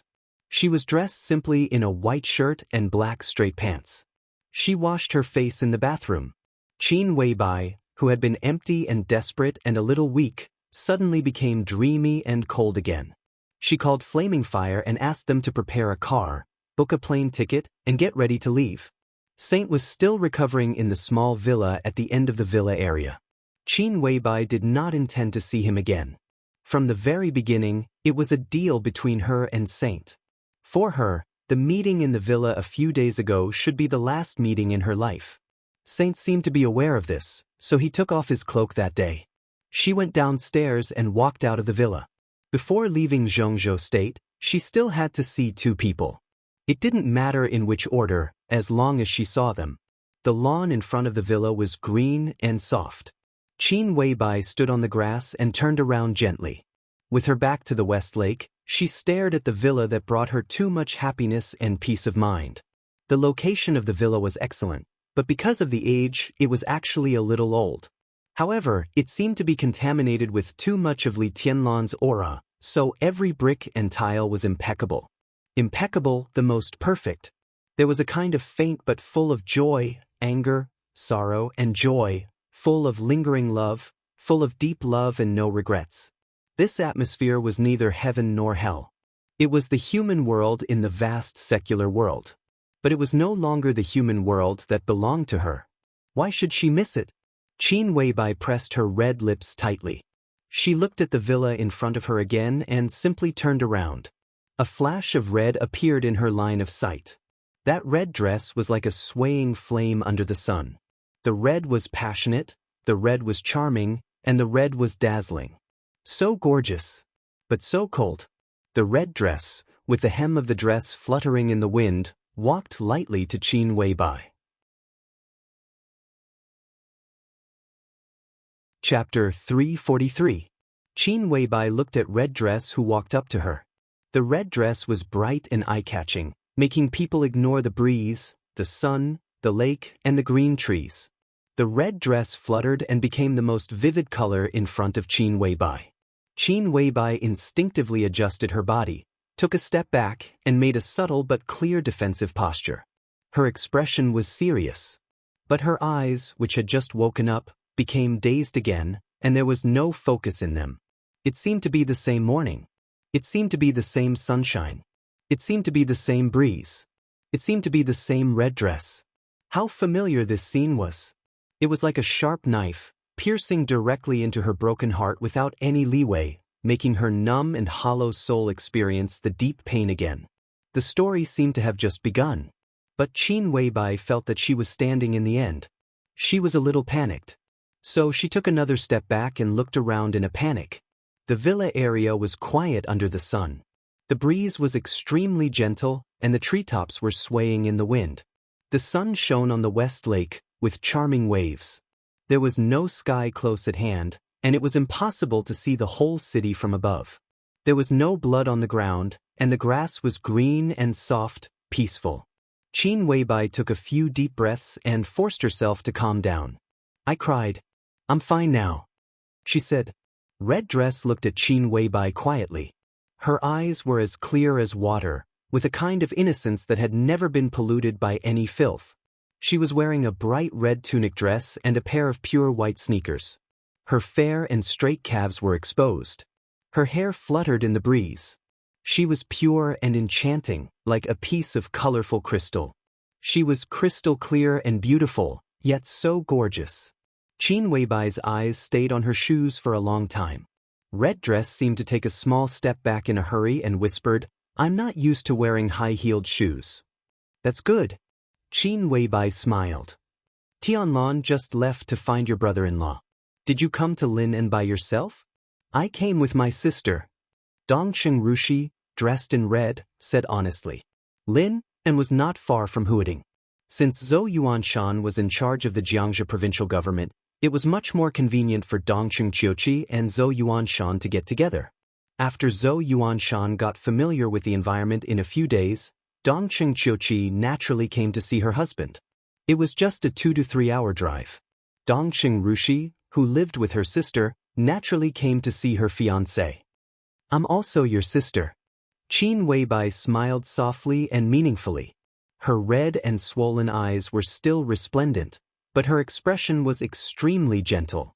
It was a very kind gaze, filled with intimacy, appreciation, and a trace of imperceptible but real guilt. Dongqing Rushi blushed, blinked her eyes, and subconsciously glanced at her wrist. Both of them wore the same exquisite watches on their wrists.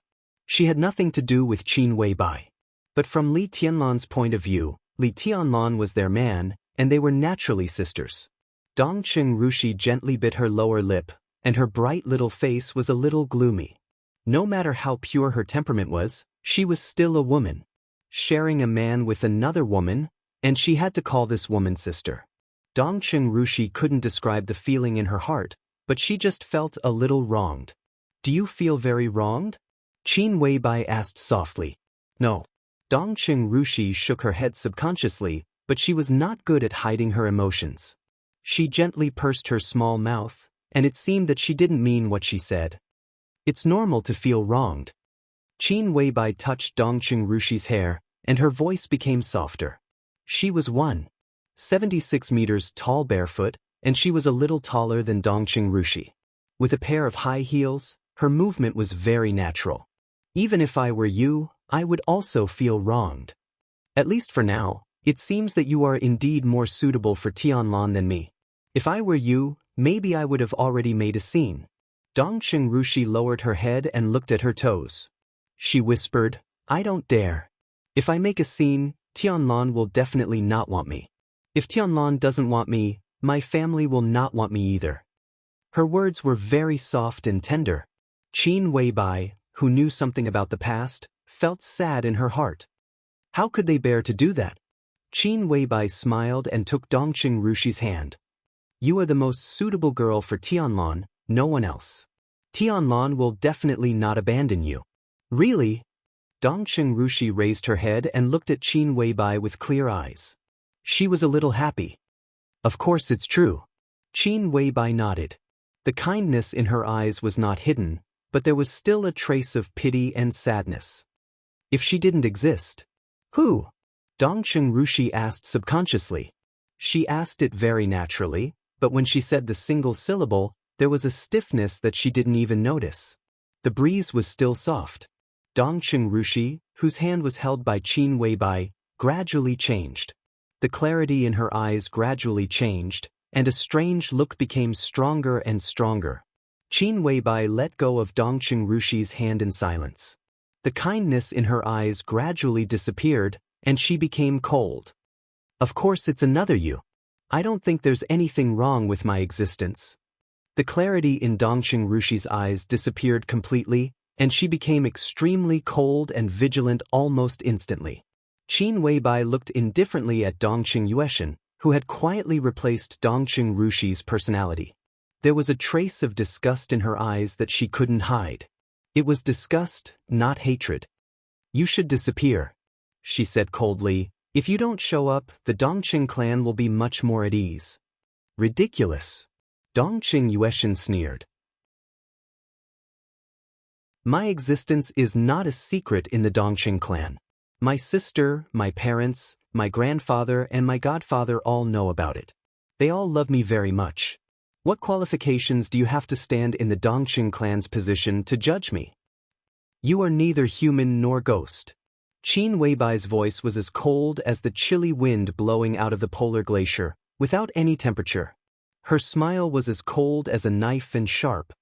You have the face to say that they love you very much? Don't you feel ashamed? Her words were extremely harsh. But Dongqing Yueshan wasn't angry. She just frowned and wondered, why should I feel ashamed? This rhetorical question was natural. Qin Weibai was stunned on the spot. She was silent for a long time, then sighed softly and said self-mockingly, you really have nothing to feel ashamed of now. Dongqing Yueshan became more and more inexplicable. She looked at Qin Weibai, with undisguised defensiveness in her eyes. Just like Qin Weibai didn't like her. She didn't like Qin Weibai either. This woman was recognized as a goddess in the dark world.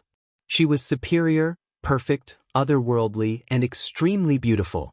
But when Dongqing Rushi saw her for the first time in Heaven Capital, she didn't like her. She always felt that this woman was too demonic. Under the sacred, all was demonic aura. Dongqing Yueshan didn't want to admit that this dislike was fear, but she instinctively didn't want to see Qin Weibai. But what Qin Weibai said to Dongqing Rushi was too obvious. If she didn't show up, she really wasn't sure what Qin Weibai would say. So now it was not so much that Dongqing Yueshan took the initiative to show up, but that Qin Weibai took the initiative to lead her out. What do you want? Dongqing Yueshan asked cautiously. Do you remember our meeting in Heaven Capital? Qin Weibai said calmly, I asked you a question at that time. In the past 100 years in Zhongzhou State, which family is the saddest and most pitiful? Dongqing Yueshan stared at Qin Weibai and said nothing. Qin Weibai did ask this question. But Qin Weibai also gave the answer at that time. She didn't say the Li family, but the Dongqing clan. Dongqing Yueshan didn't agree with this view. Not the Li family. And not the Dongqing clan. She looked at Qin Weibai and said firmly, word by word. I really don't know where your confidence comes from. Qin Weibai sneered and said, if some people are trustworthy, how can we have all this today? From your point of view, if you trust the wrong person, you are doomed to a tragedy. I'm right. Dongqing Yueshan's tone was firm and stubborn. Qin Weibai took a deep look at her. You can believe in your own judgment, provided that you are mentally prepared to pay the price. Dongqing Yueshan's face changed, and she said nothing. Tell me, if you fall in love with a man you have to kill, what will happen? Qin Weibai suddenly asked. She asked suddenly. Dongqing Yueshan's face changed dramatically. I don't know what you are talking about. She forced herself to be calm. Qin Weibai looked at Dongqing Yueshan quietly, and a smile gradually appeared at the corner of her mouth. Her eyes were in a trance, and her thoughts completely drifted elsewhere. They are all pitiful people, she said softly, and her sharp eyes softened. Have you ever imagined yourself as a bird? A bird with wings that can fly freely, flying higher than an eagle. Qin Weibai asked softly. Dongqing Yueshan only thought that she was crazy. She shook her head and said, "No. I have imagined it, but I can't." Qin Weibai said softly, "But there is a woman who has always thought so. She used to be a genius of an era, but in the end, she cooperated with others and killed her beloved man. Do you want to know what happened to her in the end?" "What happened?" Dongqing Yueshan asked subconsciously. "She was crazy." Qin Weibai laughed and said, "She was really crazy. Back then, she thought that she was a bird that could fly freely in front of me. So she laughed and jumped from the highest place in Huading. She fell to pieces and her family fell into dire straits because of that. The important members of her family were either sentenced to death or sent to prison. None of them had a good ending." Qin Weibai said softly, as if she remembered that summer again. That summer in Huading, that woman was also wearing a scarlet dress and a pair of red high heels. In the bright and illusory sunshine, she smiled foolishly and imagined that she had become a bird, opened the wings she thought she had, and jumped from the highest place in Huading. She was a crazy red dress. She was a bird with broken wings. Her figure passed through the white clouds and fell from the sky with the fierce wind, and finally dyed a large area of green grass red. After the sunshine in Huading that day, there was a heavy rain. The heavy rain passed through the quiet years in the depths of memory, gradually turning red and sticky, like the last messy loneliness of a bloody storm. All the grudges and grievances had their final ending in that rain of blood. Qin Weibai smiled, looked at the expressionless Dongqing Yueshan in front of her, and said softly, "Coincidentally, that completely crazy woman has a name similar to yours." Chapter 344. Li Honghe was making tea. The two villas under Qin Weibai's name were next to each other. Through the white railing, Qin Weibai clearly saw the old man making tea in the courtyard of another villa. The wind was gentle and the sun was shining. The old man's movements were unhurried and leisurely. Seeing Qin Weibai coming over, Li Honghe looked up with a smile and said, "Sit down. You're in a good mood." Qin Weibai sat down and said in a flat tone. She didn't call Senior Li, who seemed to be very respectful. In the absence of others, Qin Weibai didn't bother to disguise her emotions. "I'm old. I told you last time we met that I have nothing to think about in this life. My only obsession is to see Tianlan bring the Li family back to its original height." Li Honghe smiled and poured a cup of tea for Qin Weibai. West Lake Longjing was world famous, but the old man made black tea from Jiangnan. The tea was mellow and had a long aftertaste. He put the tea in front of Qin Weibai, narrowed his eyes, and continued, "But now it seems that you still don't believe me." "Should I believe you?" Qin Weibai asked. This was not the first time they met.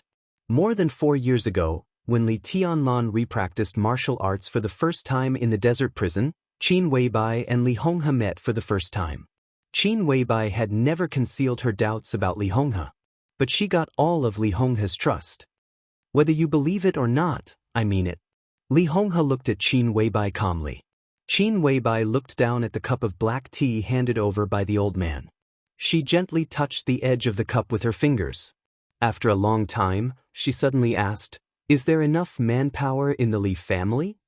"The Overwatch Council has enough manpower." Li Honghe said calmly, "It's not a powerful agency in the southeast. It doesn't make sense to put too many people here." Qin Weibai looked up at Li Honghe as if she wanted to see through his heart.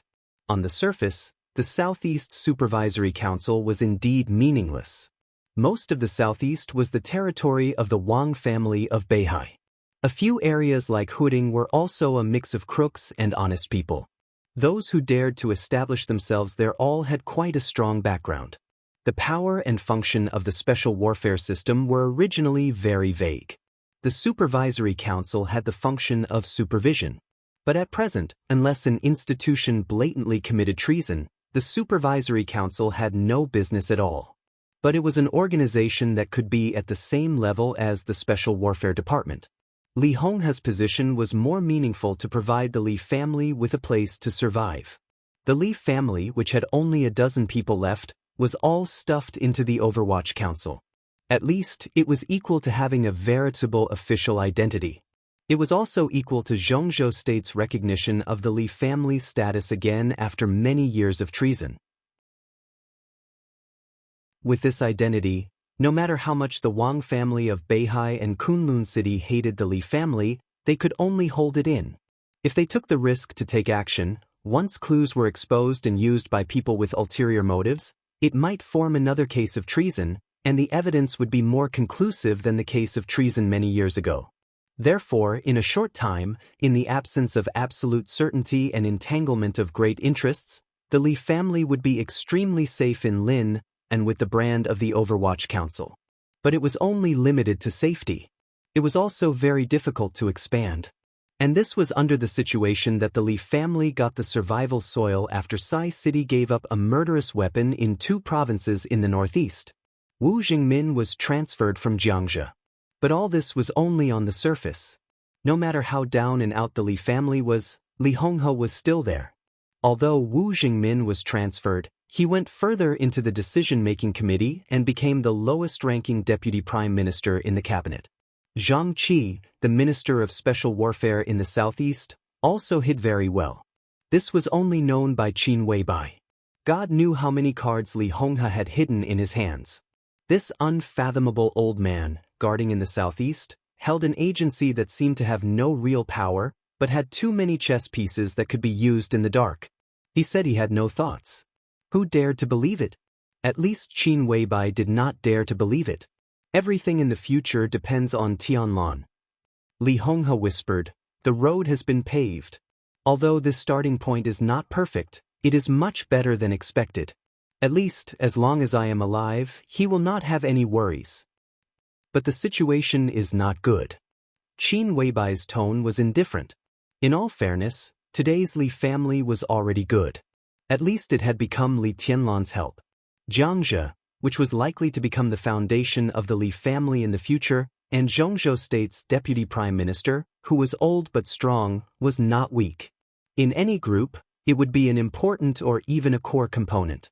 But the key was that the Li family was not in any group, and the Li family's opponent was not an individual, but a group.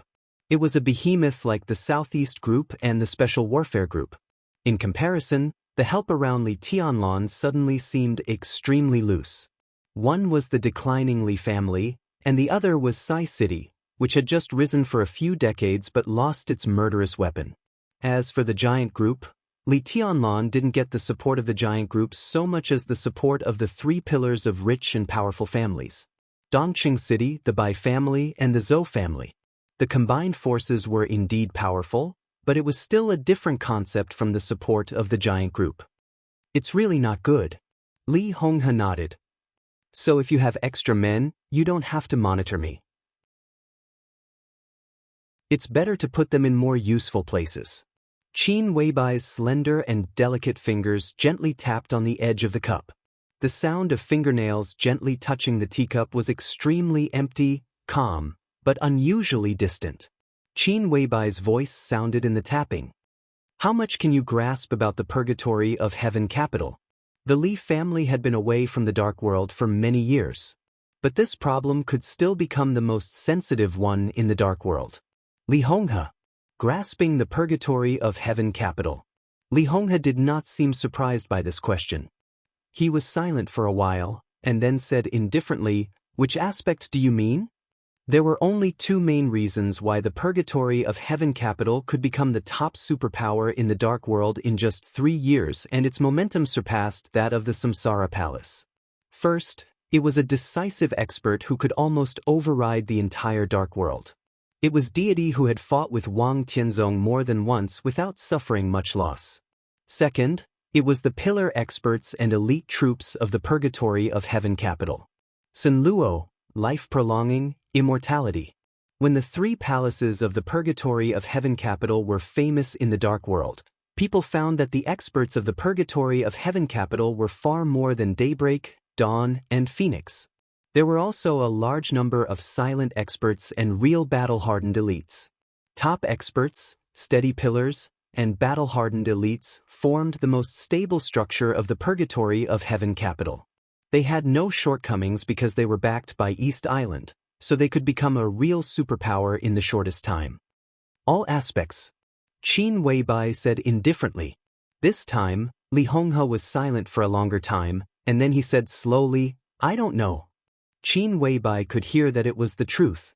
But because it was the truth, she felt a little sharp and angry. "You don't know?" She raised her eyebrows. "Don't worry." Li Honghe smiled. Everyone has witnessed Tianlan's performance over the years.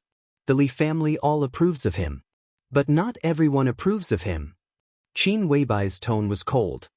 It's enough that most people approve of him. Li Honghe's tone was indifferent. As long as he's strong enough, he can get everything. I've prepared everything that needs to be prepared. You've prepared what I'm not prepared for. He looked at Qin Weibai with undisguised appreciation in his eyes. I didn't expect that the silence of the master of Samsara Palace would have such a big impact in the final battle of Heaven Capital 3 years ago. After the border war, Tianan appeared, and the purgatory of Heaven Capital entered Tianan. Is it your doing? Is this our tacit understanding? I'm just doing what I should do. Qin Weibai's voice was indifferent. Tianlan will become stronger, the strongest. I've never doubted that. But he needs time to grow. Li Honghe said in a low voice. His tone was very heavy, because everyone knew what Li Tianlan would be like when he grew up. He knew. The Wang family of Beihai and Kunlun City would also know. The Li family just wanted a soil for survival, and it directly shook the situation in the northeast and southeast of Zhongzhou State. Even with the support of the giant group, it still paid a high price. This was just a soil for survival. So what kind of price did the Li family have to pay to make Li Tianlan grow up? I'll give him time. Qin Weibai said softly, but after he gets time, what else will he get? The sound of fingers tapping on the edge of the cup was still ringing. Calm and collected. The subtle sound seemed to synchronize with the breeze, becoming softer and more soothing. A butterfly flew over the marble coffee table. The butterfly's wings fluttered and finally landed beside the teapot. He can get everything as long as he has time. Li Honghe took a deep breath and said in a low voice. Everything. Qin Weibai laughed. I can't believe you. She said, and even if he gets it, there are two kinds. One is temporary possession, and the other is real possession. Tianlan can get everything, but your existence may take everything away. I have a hunch that you may live longer than everyone thinks. Wang Tianzong slashed you with his sword and made you fall into the invincible realm. It may be for a reason. Seniorly, you just said that most people in the Li family will recognize Tianlan. Her voice paused. The butterfly in front of the table flew up, but it danced in the sight of the two. Qin Weibai's voice was ethereal, vaguely seeming to synchronize with heaven and earth. It sounded with the vibration of the butterfly's wings, occupying all of people's consciousness. So, do you recognize Tianlan? The butterfly danced softly. The wind seemed to be getting stronger. The sky was rising, and the temperature was rising. The sunlight gradually faded, and the air became dark. The coffee table in front of the two remained unchanged, but the grass around them began to wriggle wildly. The grass was rising wildly and completely out of control. Wildflowers appeared in the grass and bloomed rapidly.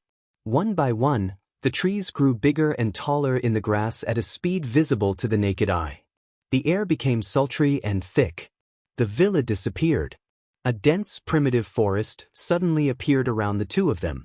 The sunlight disappeared completely. In the darkness, the table and chairs in front of the two seemed to disappear, and the marble table turned into a stone tablet. Two bright red characters were carved on the stone tablet. Zhongzhou State. The butterfly was dancing.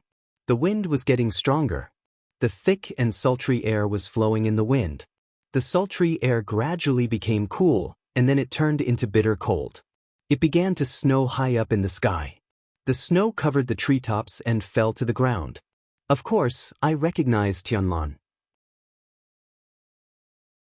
Li Honghe's voice became a little slow, but it was still clear. Really? Qin Weibai's voice was like the sound of nature, filling every corner of the forest, grand and clear, like the voice of a fairy. Li Honghe's voice became more and more slow. He didn't seem to think there was anything wrong with the forest that shouldn't have appeared. It was still snowing in the sky. The snow was getting heavier and heavier, and the snow kept rising, burying the boundary monument of Zhongzhou State for a moment. Countless trees gathered together, rising and rising again. The landscape was undergoing earth-shaking changes. The snowflakes were getting bigger and bigger. Qin Weibai also didn't think there was anything wrong with the snow that shouldn't have appeared. Her voice still rang through the whole world unhurriedly. If Li Guangde didn't die between him and Tianlan, what would you choose? Li Honghe's voice sounded a little dull, but it was extremely true and frank. I don't know. What about you? He suddenly countered with a question. The snowflakes all over the sky fell down like crazy. Countless trees were still rising, still gathering. The forest had disappeared. So the rising and gathering trees turned into mountains. The mountain was covered with snow, covering the entire mountain and plains. Of course I choose Tianlan. Qin Weibai's voice was gentle and sentimental, almost like a whisper. Really? Li Honghe's dull voice gradually became smooth. Why are you so good to him? He looked at Qin Weibai. Who the hell are you? I am, boom. Qin Weibai seemed to have said the answer, but Li Honghe couldn't hear it clearly. The whole world completely collapsed in an instant. The falling snow, the collapsed snow-capped mountains, and the messy sky completely disappeared in an instant. Li Honghe gave a muffled groan. The world returned to its original state. There was still a tea table in front of them. It was still windy and sunny, and the fragrance of tea was spreading. The butterfly was still there. But it became two. One stopped in front of Qin Weibai. The other fell on Li Honghe's hand. Li Honghe looked at Qin Weibai. His eyes were a little strange. The expression on Qin Weibai's perfect face changed, and she stared at the butterfly in Li Honghe's hand. You want to hypnotize me? Qin Weibai's voice was extremely cold. You want to hypnotize me? Li Honghe said softly. Qin Weibai was silent. In the spiritual field, both of them were masters. She understood what was going on in an instant. At the beginning, the primeval forest and the boundary marker of Zhongzhou State were all normal. Because that was the world deep in Li Honghe's heart. It was the border. But there shouldn't be snow at the border. The moment the snow appeared was the beginning of Li Honghe's counterattack. The vast snow and the snow-capped mountains were Qin Weibai's inner world. The only world. Qin Weibai recognized Li Honghe's inner world. That was the real border of Zhongzhou State. Li Honghe also recognized Qin Weibai's inner world. That was the real Kunlun of Zhongzhou State. The snow and the mountain could almost be regarded as the hub of the special warfare system of Zhongzhou State. That was the Qingyun Snow Peak of Kunlun.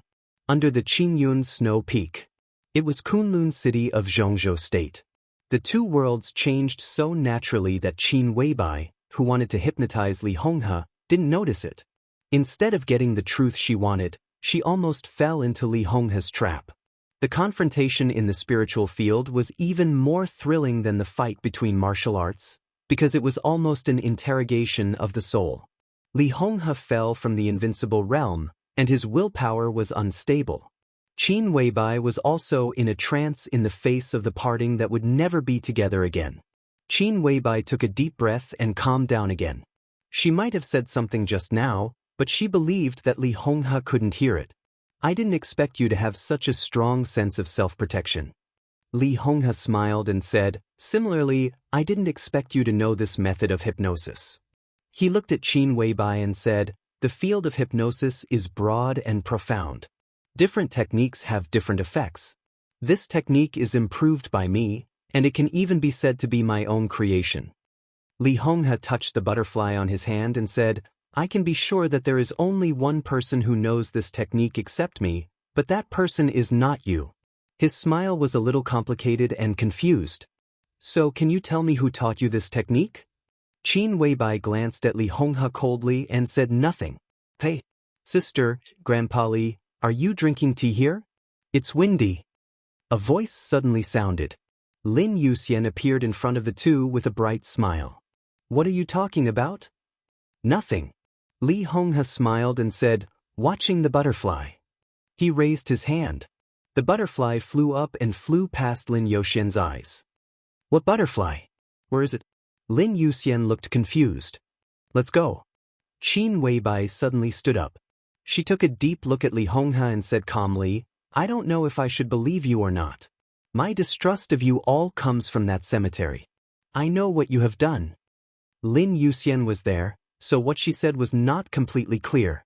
Li Honghe condensed the death energy formed by nearly 1,000 dead people of the Li family into a huge destiny, which almost doomed Li Tianlan's destiny of death.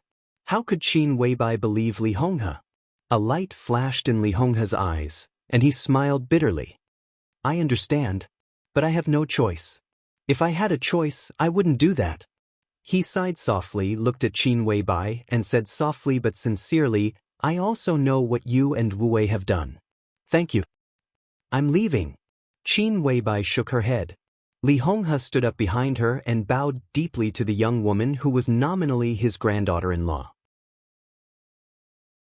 Thank you.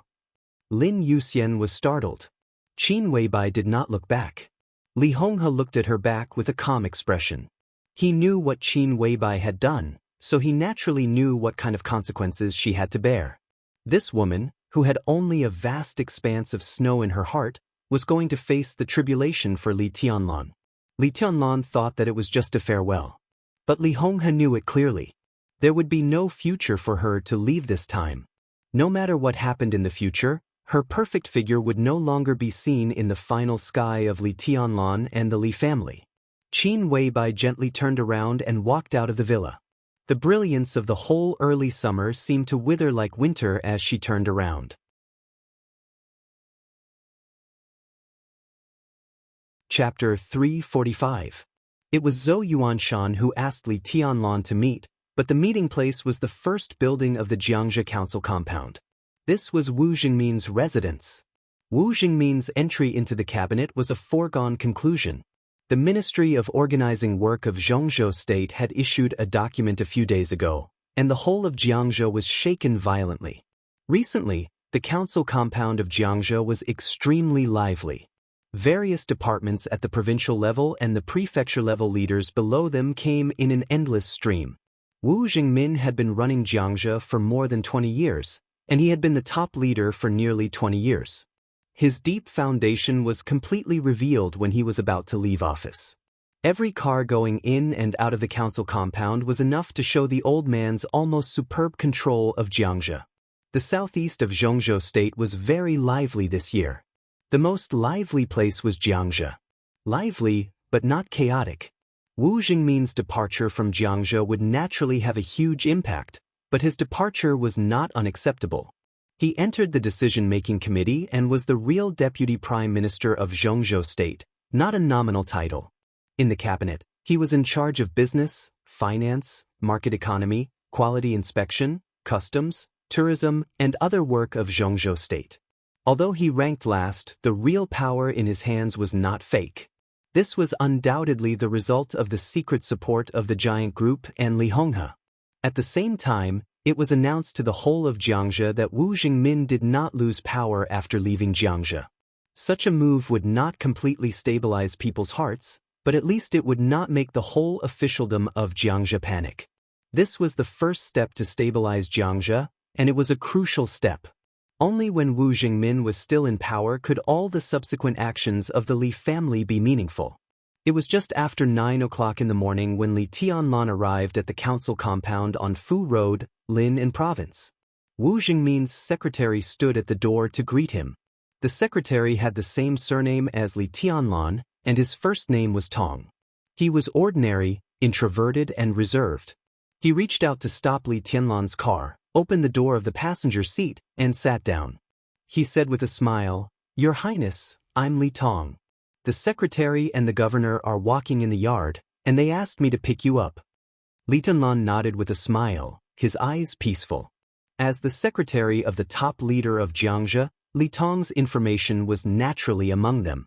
However, Compared with the 13 directors of Jiangzhe, Li Tong's information was a lot more vague. The Wang family of Beihai and Kunlun City joined hands to attack Li Honghe. After that, a series of rapid and hasty changes occurred. No one else was prepared, not even the Li family itself. It was completely unrealistic for Li Tianlan to integrate into the high-level circle of Jiangzhe in just a few days. Today, he bit the bullet and came here, which seemed to be pushing a duck to the perch. Under the circumstances that he had not even met Wu Jingmin, it was naturally difficult for him to understand what kind of person Li Tong was. The black Audi slowly drove to the gate of the counselor's compound. At the same time, an Audi with a Yong City license plate slowly drove out. The two cars brushed past each other. Li Tianlan glanced at it. It was the number 1 bus from Yong City. It's Secretary Ji's car. Li Tong reminded softly. He looked out the window at the departing Audi with undisguised envy in his eyes. Secretary Ji Ankong of Yong City. Li Tianlan said with a smile. In the information he studied, the Deputy Secretary of Jiangzhe, Ji Ankong of Yong City, could be said to be the most important, so he could understand the envy in Li Tong's eyes. Because Ji Ankong could be regarded as Li Tong's predecessor and the first secretary of Wu Jingmin, he could be said to be the most trusted confidant. Wu Jingmin strongly recommended Ji Ankong to the high-level leaders to be the top leader of Yong City. At the same time, in order to check and balance Wang Jingxin of Lin, he pushed him to the position of deputy secretary. In today's Jiangzhe, Ji Ankong seemed to be a vassal, but in fact he was the real third leader of the whole Jiangzhe. The information given by Qin Weibai and Li Honghe clearly pointed out that when Wu Jingmin left Jiangzhe, as long as Ji Ankong was kept, Zhou Yuanshan was almost invincible in the competition with Wang Jingxin. Li Tianlan drove thoughtfully. The car passed by the first building of the director's compound and came to the chessboard mountain in the director's compound. The trees on the chessboard mountain were green, but they did not give people a sense of lush vitality. Instead, they looked a little desolate in the green. There was a chessboard temple on the chessboard. Li Tianlan drove west along the mountain road and finally saw 2 men standing side by side in front of an old mountain wall. Wu Jingmin, whose hair was a little gray and had not had time to dye it black, was saying something. Zhou Yuanshan, the new governor who came to Jiangzhe from Zhongyuan, stood in front of Wu Jingmin, high-spirited and in high spirits. The mountain wall behind them was engraved with a whole volume of Amitabha Sutra, and the handwriting was ancient and clear. Li Tianlan looked at this picture quietly. Even though he was a very slow guy in all aspects, when he looked at the 2 men in his sight at this time, he could clearly feel the extremely heavy and solemn atmosphere full of power. He took a deep breath, opened the door, got out of the car and walked over. Zhou Yuanshan saw Li Tianlan and waved his hand with a smile. This was the second time they met. But different from the approachable brother-in-law in the director's compound of Huading for the first time, Zhou Yuanshan now was steady and strong, and his every move was dignified.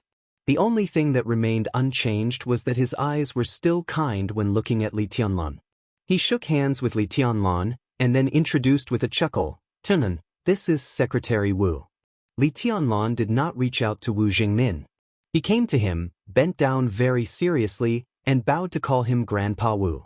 Wu Jingmin was an old friend of Li Honghe. In any case, he deserved to be called Grandpa Wu. This was the talent that Li Honghe valued the most in those days, and his performance did not let anyone down. In the more than 20 years after the collapse of the Li family, facing the covetous eyes of the Wang family of Beihai and the open and covert attacks of other groups, he always stayed in Jiangzhe and guarded the last and most important foundation for the Li family. Not only did he stand firm, but he was even able to promote his first secretary to the position of the third leader. Every storm in Jiangzhe over the past 20 years could fully show Wu Jingmin's unfathomable political wisdom. If the Li family was still in its peak state, with Wu Jingmin's ability, how could he stay in Jiangzhe? It was even possible for him to become the cabinet. Wisdom means courage and loyalty.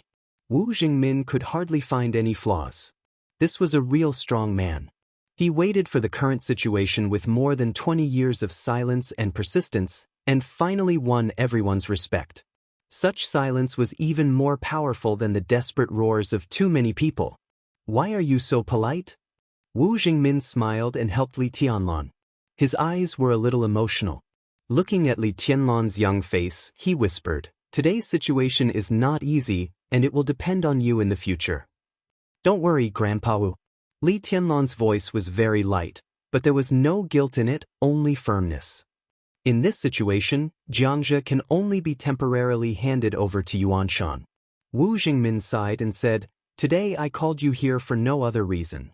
I just want to express an attitude to the outside world. Even if I leave Jiangxia, the Li family has a successor, and there is a good enough team for the giant group to build their next generation with you as the core. Only in this way can these people in Jiangxia continue to maintain confidence and hope. If you have nothing to do in the afternoon, you and Yuanshan can accompany me for a walk. I guess I have to see a lot of people." Li Tianlan nodded as calm as water. "Ankang has just been here. He has made it clear that he will support Yuanshan's work. If I leave Jiangxia, as long as Ankang is still there won't be a big problem within 3 years. Time is very tight. The next 3 years are very important for you, for me, for Yuanshan, and for the entire Li family. And all of this depends on your performance in the next 3 years." Wu Jingmin looked at Li Tianlan with gentle eyes. "Are you confident?" Li Tianlan nodded in silence. He understood what Wu Jingmin meant.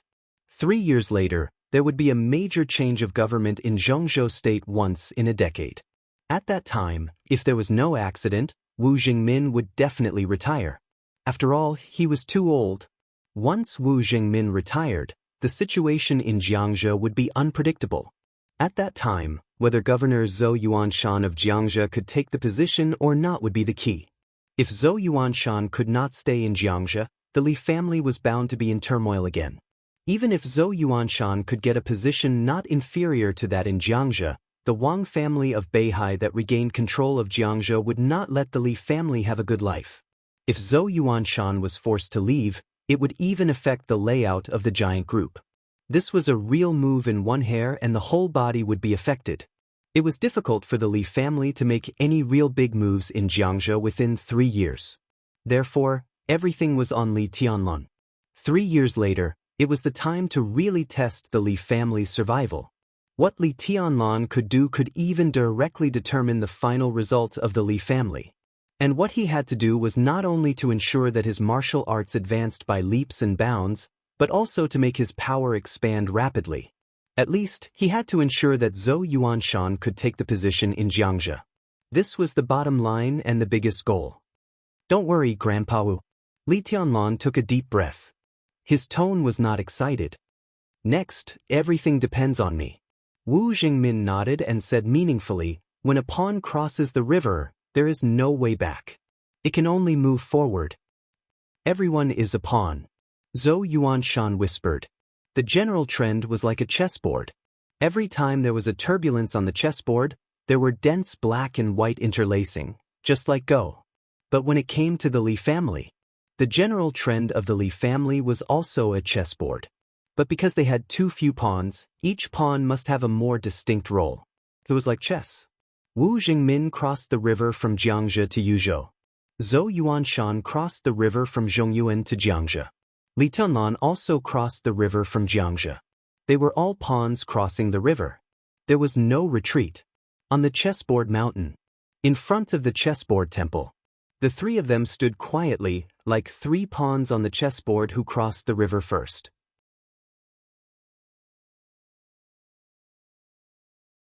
Chapter 346. In the afternoon and night, Wu Jingmin took Li Tianlan to meet a lot of people. Jiangxia was very big, but in the past many years, the power structure was extremely simple, especially in the years when the Li family was destroyed. No matter how Wu Jingmin insisted, at least in the overall situation, he was the backbone of the Southeast Group. After the end of the Yuzhou conference, Wu Jingmin, who had entered the cabinet, officially left the Southeast Group and became Li Honghe's subordinate again. Naturally, he was unwilling to let go of the team he had cultivated in Jiangxia for many years. He must do his best to leave these team members to the Li family. Wu Jingmin was upright and had sharp eyes. In more than 20 years, the team he had built in Jiangzhou was absolutely full of talents. In his own words, few people would care about an old guy like him who was too old to be active for a long time. But these people who had been promoted by him over the years were the real wealth. Because of this, today's meeting happened. Wu Jingmin, who was deeply rooted in Jiangzhou, Zhou Yuanshan, who was the first among the young generation of the giant group to reach a high position, and Li Tianlan, the heir of the Li family. The three of them stood together. The relationship between them was subtle and meaningful. The powerful figures of Jiangzhou who saw the three of them also had mixed feelings. Most of the day had passed. Li Tianlan didn't know how many people he had met, but he clearly remembered their attitudes. Among the 13 directors of Jiangzhou, except for Zhou Yuanshan himself, Wang Jingxin, and Su Xinghe who had not yet arrived in Jiangzhou, 6 directors clearly expressed their support for Zhou Yuanshan, and 2 expressed a certain degree of support. In addition, the attitude of the main people in charge of the cities under Jiangzhou was also relatively optimistic. It might take time to test the specific situation, but at least for now, no one clearly opposed Zhou Yuanshan taking over the team left by Wu Jingmin. Today's trip was already worthwhile for him to get this result. When Wu Jingmin left and Su Xinghe took office, the real struggle between the dragon and the tiger had just begun. Li Tianlan had dinner in the number 2 building of the director's compound, and then drove back to the villa area by West Lake. The lights were still on in Qin Weibai's 2 villas, but Flaming Fire and Qin Weibai had left. In the afternoon, when Wu Jingmin took him to visit a senior deputy governor of Jiangzhou, Qin Weibai sent him a text message. It was a simple message with only 3 words. "I'm leaving." Li Tianlan didn't reply at that time. At this time, he took out his mobile phone and glanced at it again. He suddenly felt a burst of melancholy. Li Honghe was drinking tea in the living room. Lin Fengting, who had been elusive in recent days, sat in front of Li Honghe and talked about some interesting things inside the Lin clan with a smile. Li Tianlan's heart was empty, with some disappointment that he himself was not aware of. "You're back." Li Honghe glanced at him with gentle eyes. "How are you today?" "It's all right." Li Tianlan sat on the sofa and poured himself a cup of tea. After Elder Wu leaves, the situation in Jiangzhou will not change much. It is unlikely to get better, but it will not get worse either. It will be a fierce battle. The real winner will be outside of Jiangzhou in 3 years. Lin Fengting smiled and pointed out the current situation with one prick. He didn't care about the affairs of the world, but it didn't mean that he was a fool. Since he had decided to help the Li family, he must pay attention to the current situation of Zhongzhou State. Lin Fengting could see the current situation clearly. In the general election 3 years later, how strong the Li family can be will directly determine the situation in Jiangzhou. At present, it is the bottom line to let Zhou Yuanshan take advantage of the situation and serve as the top leader of Jiangzhou in 3 years. If he can't achieve this goal, the Li family will be in danger. If he is forced to leave Jiangzhou after Wu Jingmin retires, all the forces he has cultivated over the years will undoubtedly fall to the Wang family of Beihai.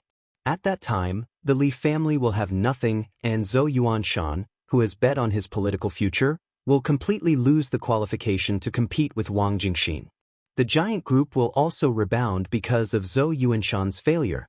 The 3 pillars of the wealthy will be forced by the internal pressure of the group, and their support for the Li family will be greatly reduced. At that time, Lin Fengting didn't go on, but glanced at Li Honghe intentionally or unintentionally.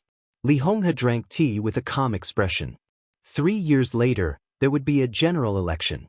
Wu Jingmin would retire, and Li Honghe's health might not be able to support it. If Zhou Yuanshan was defeated in Maiqing, the Li family would really be at the end of its road at that time. On the contrary, if Zhou Yuanshan took advantage of the situation and absorbed the team left by Wu Jingmin, no matter how bad the Li family was, with Jiangzhou as the foundation, it would at least have a chance to breathe. The giant group would definitely support Zhou Yuanshan. And the southeast group would definitely oppose it. It was not difficult to guess the position of Kunlun City. The loose giant group might not be able to withstand the cooperation of the southeast group and the special warfare group at that time. As for the academics, There were more important goals 3 years later, so it was bound to not give them too much support. Therefore, how far Li Tianlan could develop in these 3 years and how much support he could give Zhou Yuanshan became the key. I've met Yuanshan. With him and Jingmin, Jiangzhe is not a big problem. At present, this matter is temporarily over. When will you leave? Li Honghe looked at Li Tianlan and asked. Now, Li Tianlan said, the storm in Lin and had settled down, and there would not be too many ups and downs in 2 or 3 years. It was meaningless for him to stay here. Okay. Li Honghe nodded, glanced at the door of the villa out of the corner of his eye, and showed a smile. A light figure walked into the hall, wearing a red dress. She looked as charming as fire, but her temperament was as clear as water. She blinked at Li Tianlan and said in a clear voice, "You're back." Dongqing Rushi. Li Tianlan was a little stunned and nodded subconsciously. Why are you here? I came with my sister, Dongqing Rushi said softly. Dongqing Rushi said softly. She sat down beside Li Tianlan obediently and reached out to hold one of his hands. Li Honghe looked at this scene with warm eyes and a hearty smile. Feng Ting, don't you think these 2 children are a good match? When the final maneuver is over, I'll go to Zhongyuan in person to set their wedding date as soon as possible. Li Tianlan frowned. Li Honghe didn't seem to notice this. He looked at Dongqing Rushi with a smile and said, Girl, what do you think of your engagement with Tianlan? Dongqing Rushi shook her head and glanced at Li Tianlan. I'll listen to Tianlan. Li Honghe laughed and didn't hide his joy. There's no hurry about the wedding date. Let's talk about it in a few years. Li Tianlan said in a calm tone. No matter how busy you are, can you be so busy that you don't even have time to get married? There was a sharp flash in Li Honghe's eyes, and he was a little unhappy. Let's wait and see. Li Tianlan's tone was brief, suppressing the emotions in his heart. Dongqing Rushi looked at Li Tianlan in a daze. After a long time, she silently lowered her head, but did not let go of Li Tianlan's hand. Go pack up first and we'll go to Huading later. Li Tianlan took a deep breath and squeezed Dongqing Rushi's slightly cold palm. Dongqing Rushi nodded, stood up and went out. Packing up was an excuse in itself. Neither she nor Li Tianlan had anything to pack. Dongqing Rushi walked out of the villa and sat at the marble table in the yard, holding her cheeks in her hands, in a daze. In the villa, Li Honghe looked at Li Tianlan with a gloomy face. Li Tianlan drank his tea calmly. The engagement was set many years ago. It's not negotiable. After a long time, Li Honghe seemed to calm down and said word by word. I don't disagree. Li Tianlan said calmly, I'm just waiting. Waiting for what? Li Honghe's tone was a little cold. Waiting for me to die? Li Tianlan frowned and seemed to be a little annoyed. He lit a cigarette and took a big drag. Because of Qin Weibai? Li Honghe eased his tone and asked. Li Tianlan spoke bluntly. Do you know her?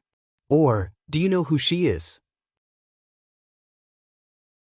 Li Honghe asked in a deep voice. I don't deny that she has helped you a lot at this stage, but can you be sure that her help is a good thing for you in the end? Li Tianlan raised his head.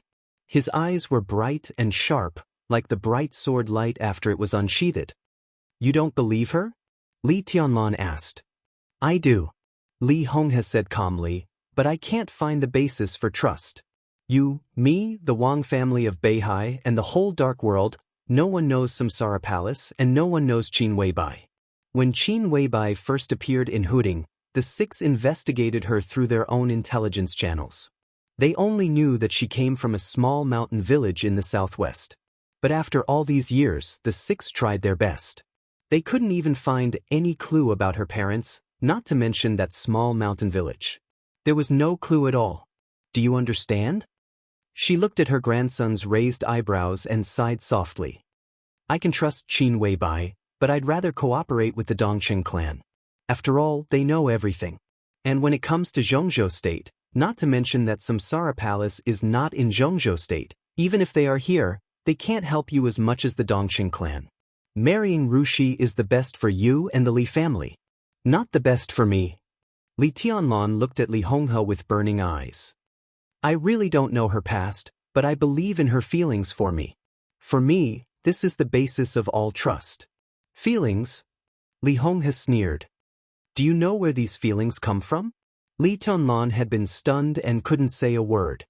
What's Qin Weibai's identity? What's your identity? Now you do have feelings, but where did they come from? Is this kind of inexplicable feelings the basis of trust? Why is she so good to you? Do you understand? Li Honghe asked.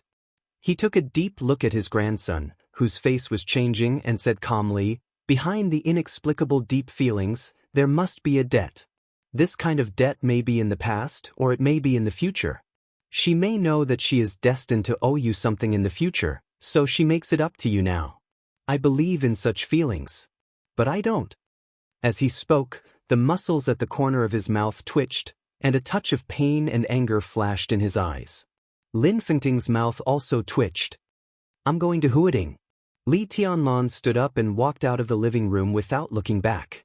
Obviously, he didn't intend to say anything more on this issue. Li Honghe stood up abruptly, as if he wanted Li Tianlan to stop. Lin Fengting waved his hand with a bitter smile, interrupted Li Honghe's anger, and let Li Tianlan leave. Senior Li, I know what you are worried about. Lin Fengting said helplessly, but what you are worried about is unlikely. Qin Weibai does owe Tianlan, but now she is making up for it, not harming him. Not now. Li Honghe sat down. But in the final battle of Snow Country, if she doesn't die for Tianlan, what will happen in the future? Lin Fengting's eyes were complicated. He really knew what Li Honghe was worried about. But he also knew Qin Weibai. He really knew her. When in Australia, he agreed to lend the sword to Qin Weibai on the condition that he met the master of Samsara Palace. What everyone didn't know was that he did meet the master of Samsara Palace in Lin, and a few days ago. After meeting the master of Samsara Palace, he knew the origin of Samsara Palace, Qin Weibai, her debt, and the cause and effect that Lin Su said that day. Senior Li, after the final battle of Snow Country, Samsara Palace is destined to be destroyed. Lin Fengting said softly. But Samsara Palace and Qin Weibai are two different things. I can't see through her fate. Li Honghe said in a deep voice, she has the appearance of chaos. If she doesn't die in the future.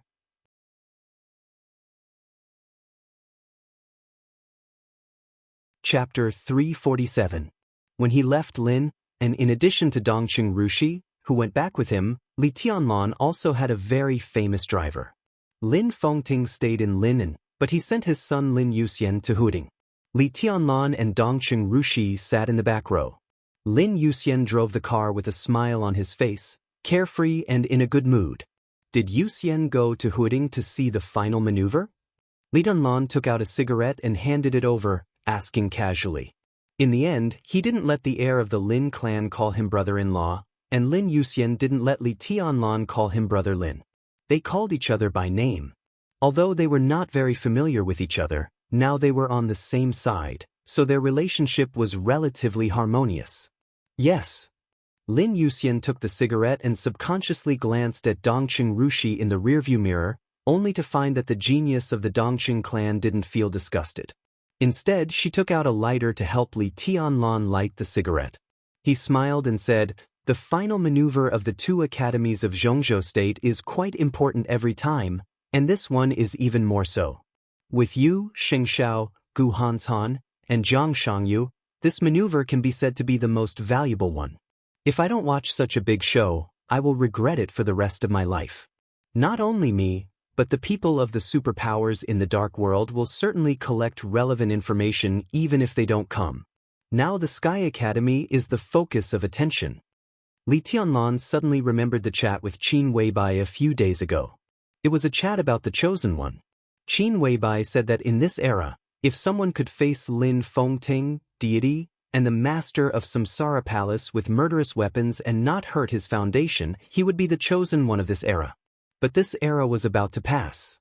Next was the era of young people.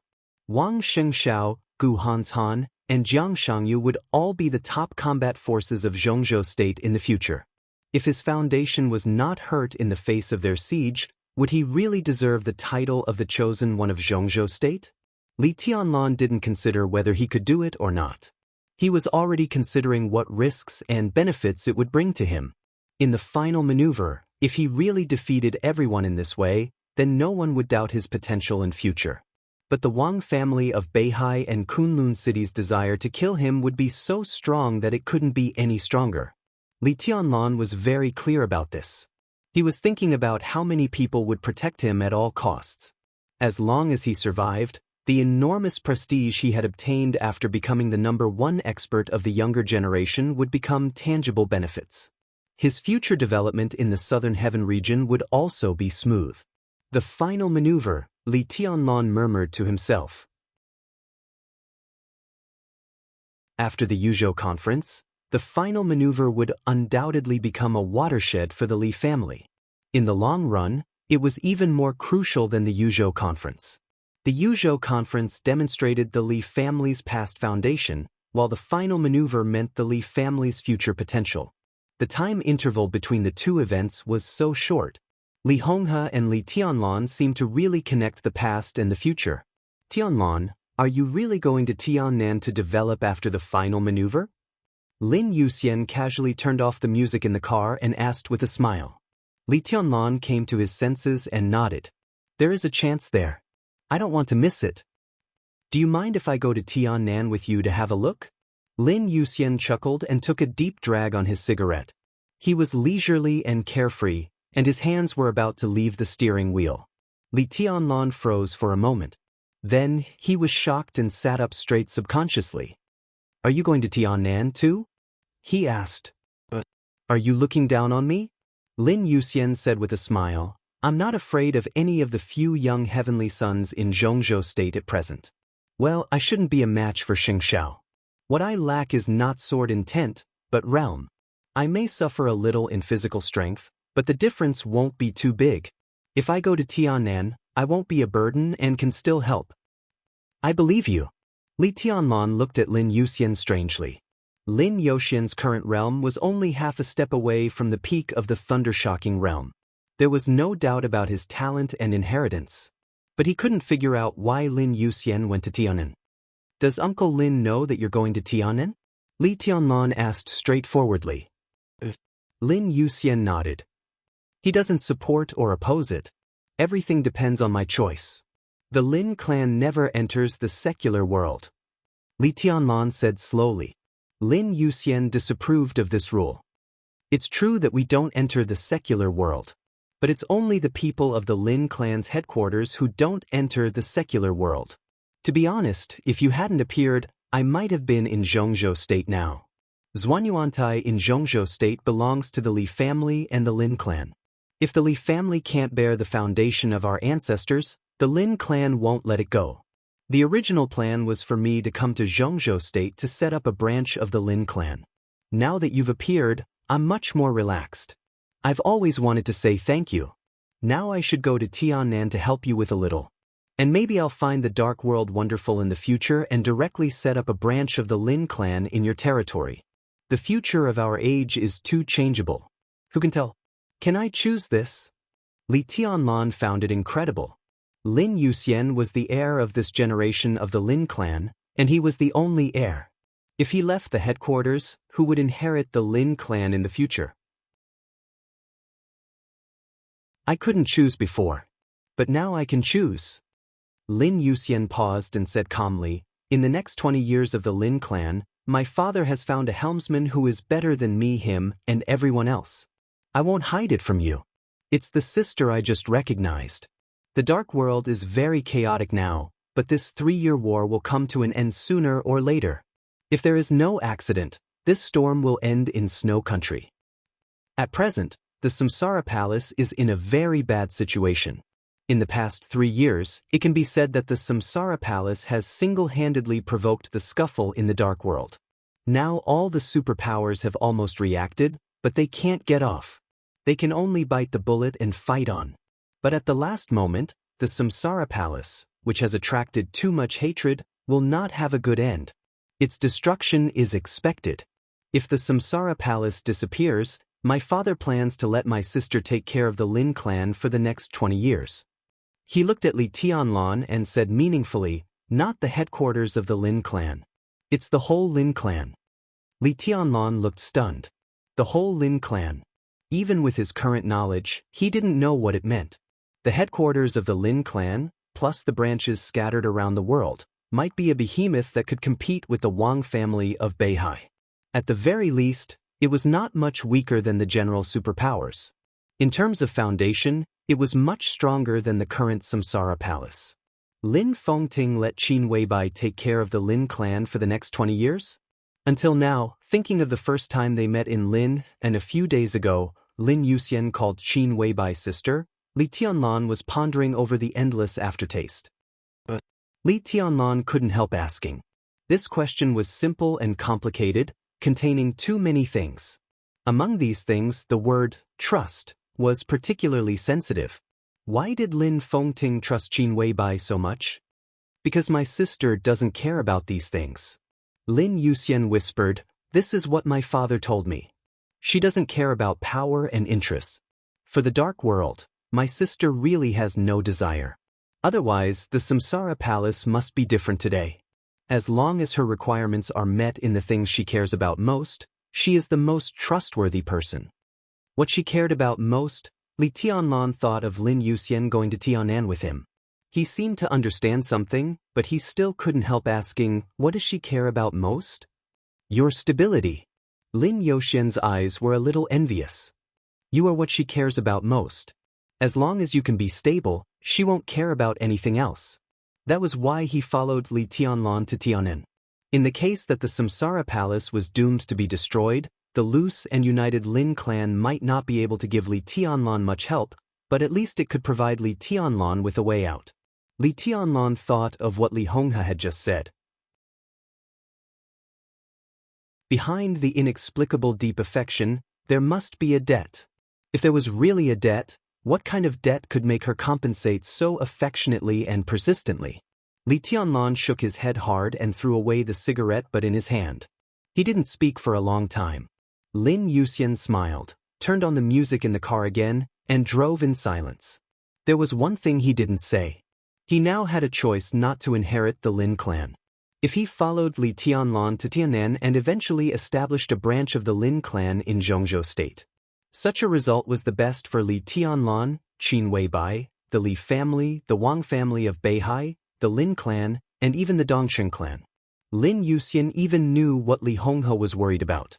It was said that in the most glorious period of the Li family, there was a beautiful woman who was also very good to Li Guangtu. However, if Qin Weibai went to the Lin clan, there would be no Samsara Palace in the world, and naturally, there would be no old Samsara. Dongqing Rushi, who had been quietly lying in Li Tianlan's arms, moved her body, rubbed Li Tianlan's eyebrows and whispered, "Are you unhappy?" Li Tianlan smiled. "What about you? You haven't spoken since you got in the car. Are you unhappy?" He told Li Honghe to postpone the wedding in front of Dongqing Rushi. Dongqing Rushi had a reason to be unhappy. Dongqing Rushi looked into his eyes. "I have something on my mind." Lin Yuxian, who was driving, twitched the corner of his mouth and almost couldn't help laughing. The so-called worry was naturally something that couldn't be said. The daughter of the Dongqing clan was generous, which was too cute. Li Tianlan almost couldn't help it. He touched Dongqing Rushi's hair and chuckled. "What's on your mind?" Dongqing Rushi was a little hesitant. She turned to look at the night sky outside the car window. Under the night sky, the bright moonlight shone on the highway without street lights, and it was cold. She looked at the cold moon hanging high in the sky and was lost in thought. "I seem to have heard a name." Dongqing Rushi's eyebrows furrowed in distress. Her eyes were still pure, but at this time, there was a trace of indescribable calmness and clarity, instead of blankness.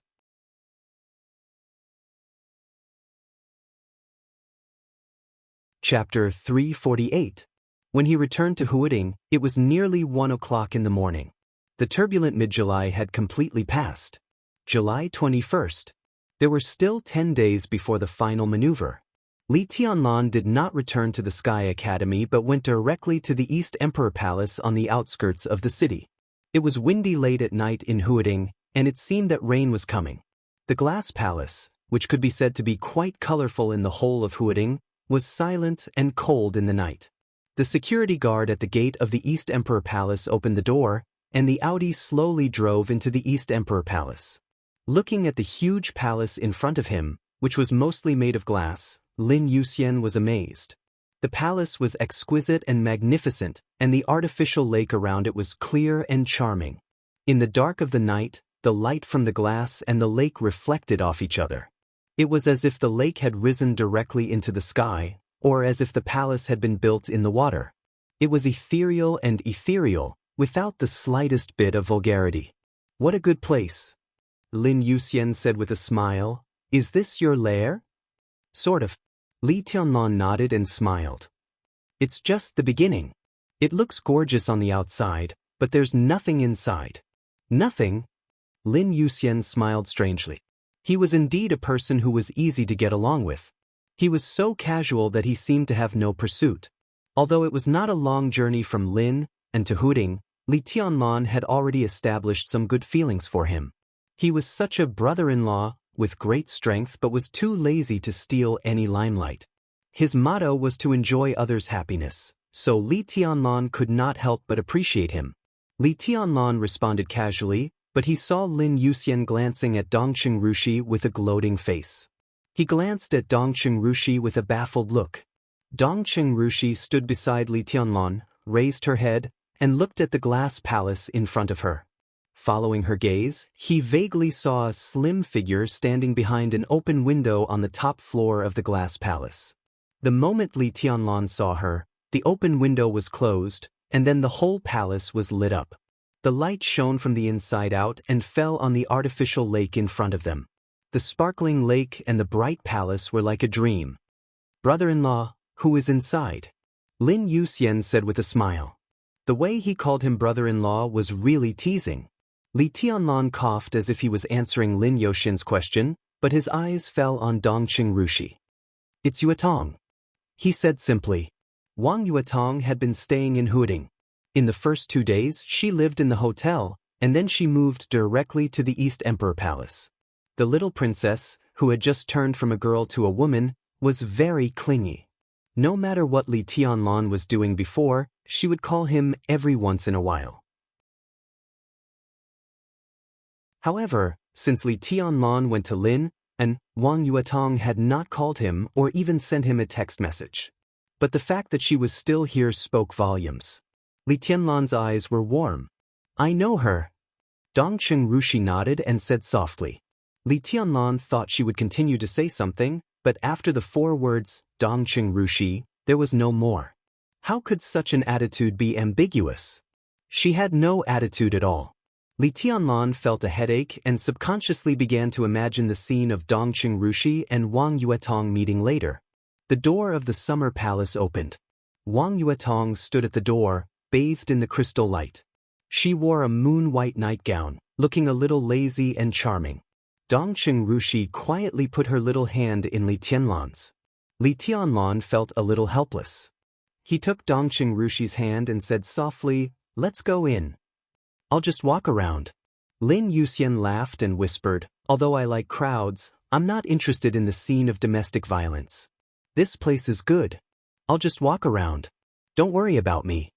Li Tianlan cursed in a low voice, "F***ck your domestic violence," and took Dongqing Rushi to the door. Wang Yuetong stood quietly in front of the door. Her big eyes were full of complicated emotions. She was a little uneasy and a little panicked. Dongqing Rushi looked calmly at the carvings on the marble pillars at the entrance of the summer palace without saying a word. "Why didn't you call me these days?" Li Tianlan whispered, "I thought you went back to Yuzhou."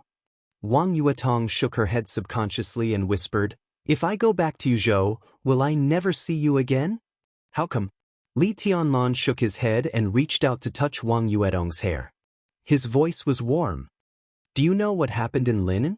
Wang Yuetong bit her lip and said nothing. She was the little princess of the Wang family of Beihai, but she couldn't represent anyone. She couldn't even say sorry to Li Tianlan. This obviously uneasy but unable to say anything was the most embarrassing and heavy position. Li Tianlan sighed and held Wang Yuetong in his arms. He was still holding Dongqing Rushi's hand.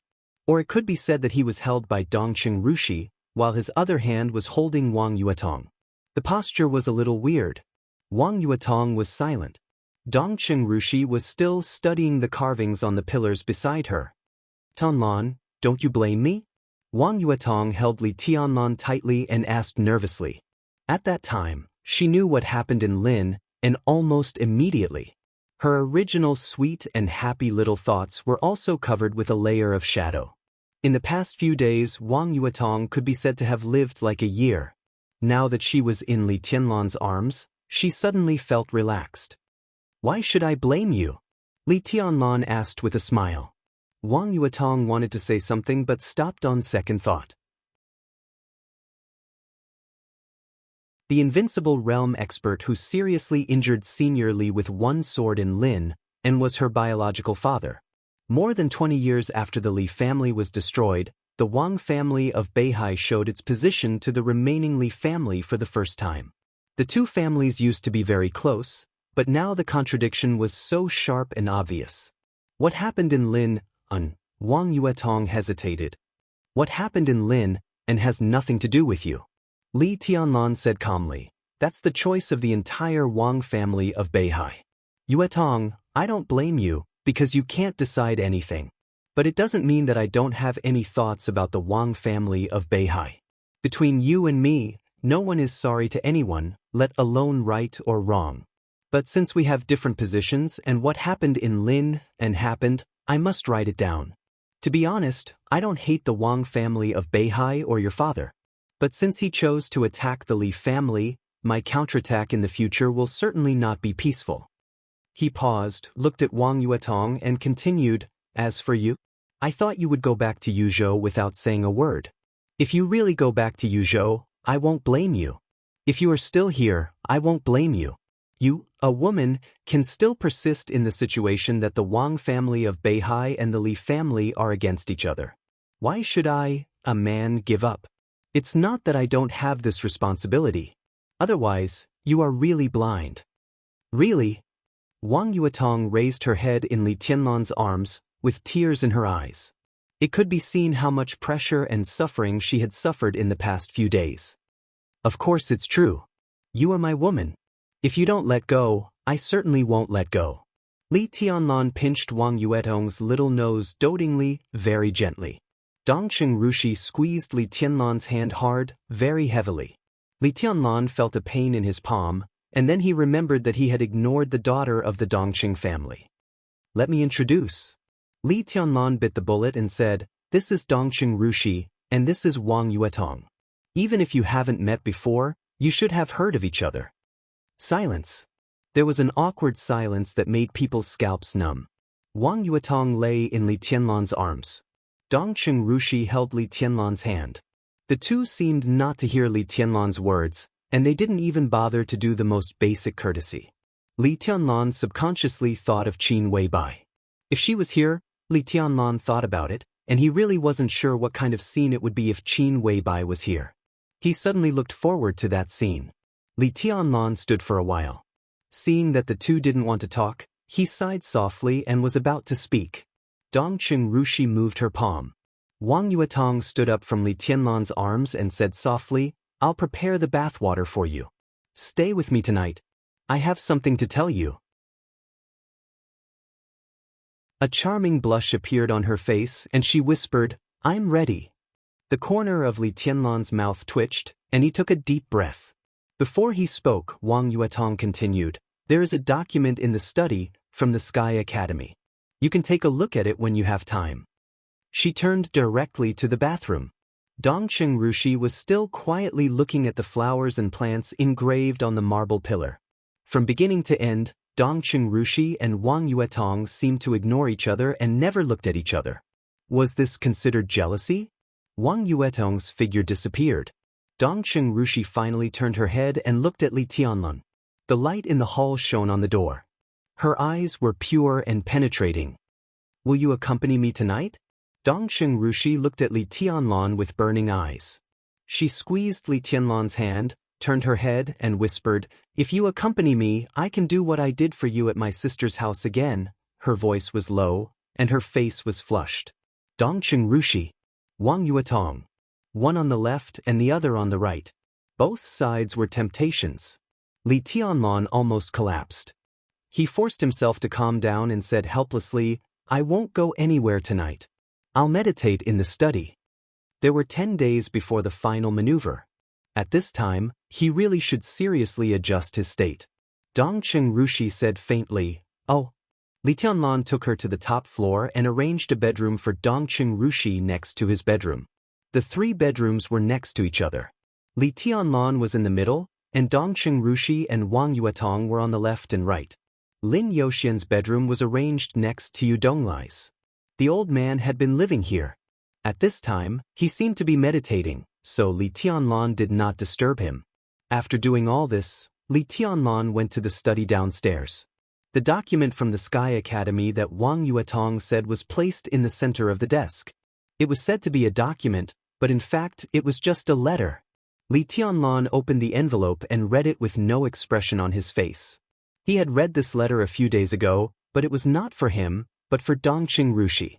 In addition to the relatively formal letter, all the students who were qualified to receive this letter also received a phone call from the teachers of the 2 academies. Li Tianlan's phone call was from Zhuang Huayang, the principal of the Sky Academy. Today was July 21st. At 3 o'clock in the afternoon on July 23rd, Gu Xingyun, the governor of Kunlun City, would come to Huading accompanied by Gu Qianchuan, the first elder, to talk with the top 50 people on the total credit list of the 2 academies. At that time, all the contents, order, and rules of the maneuver would be fully announced. Li Tianlan threw the letter on the table. He sat in the chair and closed his eyes. He did not meditate. He was sleeping. Now was the only way for him to reach his peak state as soon as possible.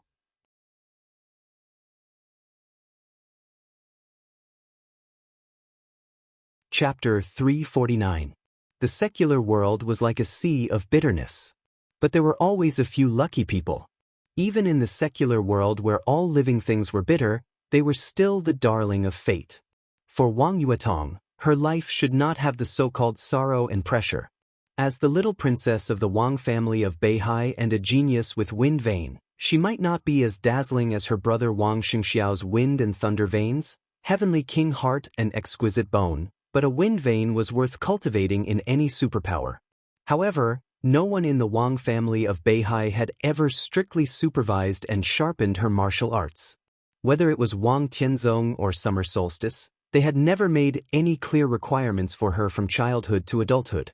Happiness had been running through her childhood and girlhood, sweet as a dream. This was a life where she didn't need to worry about anything or struggle for any fantasy. She also practiced martial arts, but she never paid attention to it.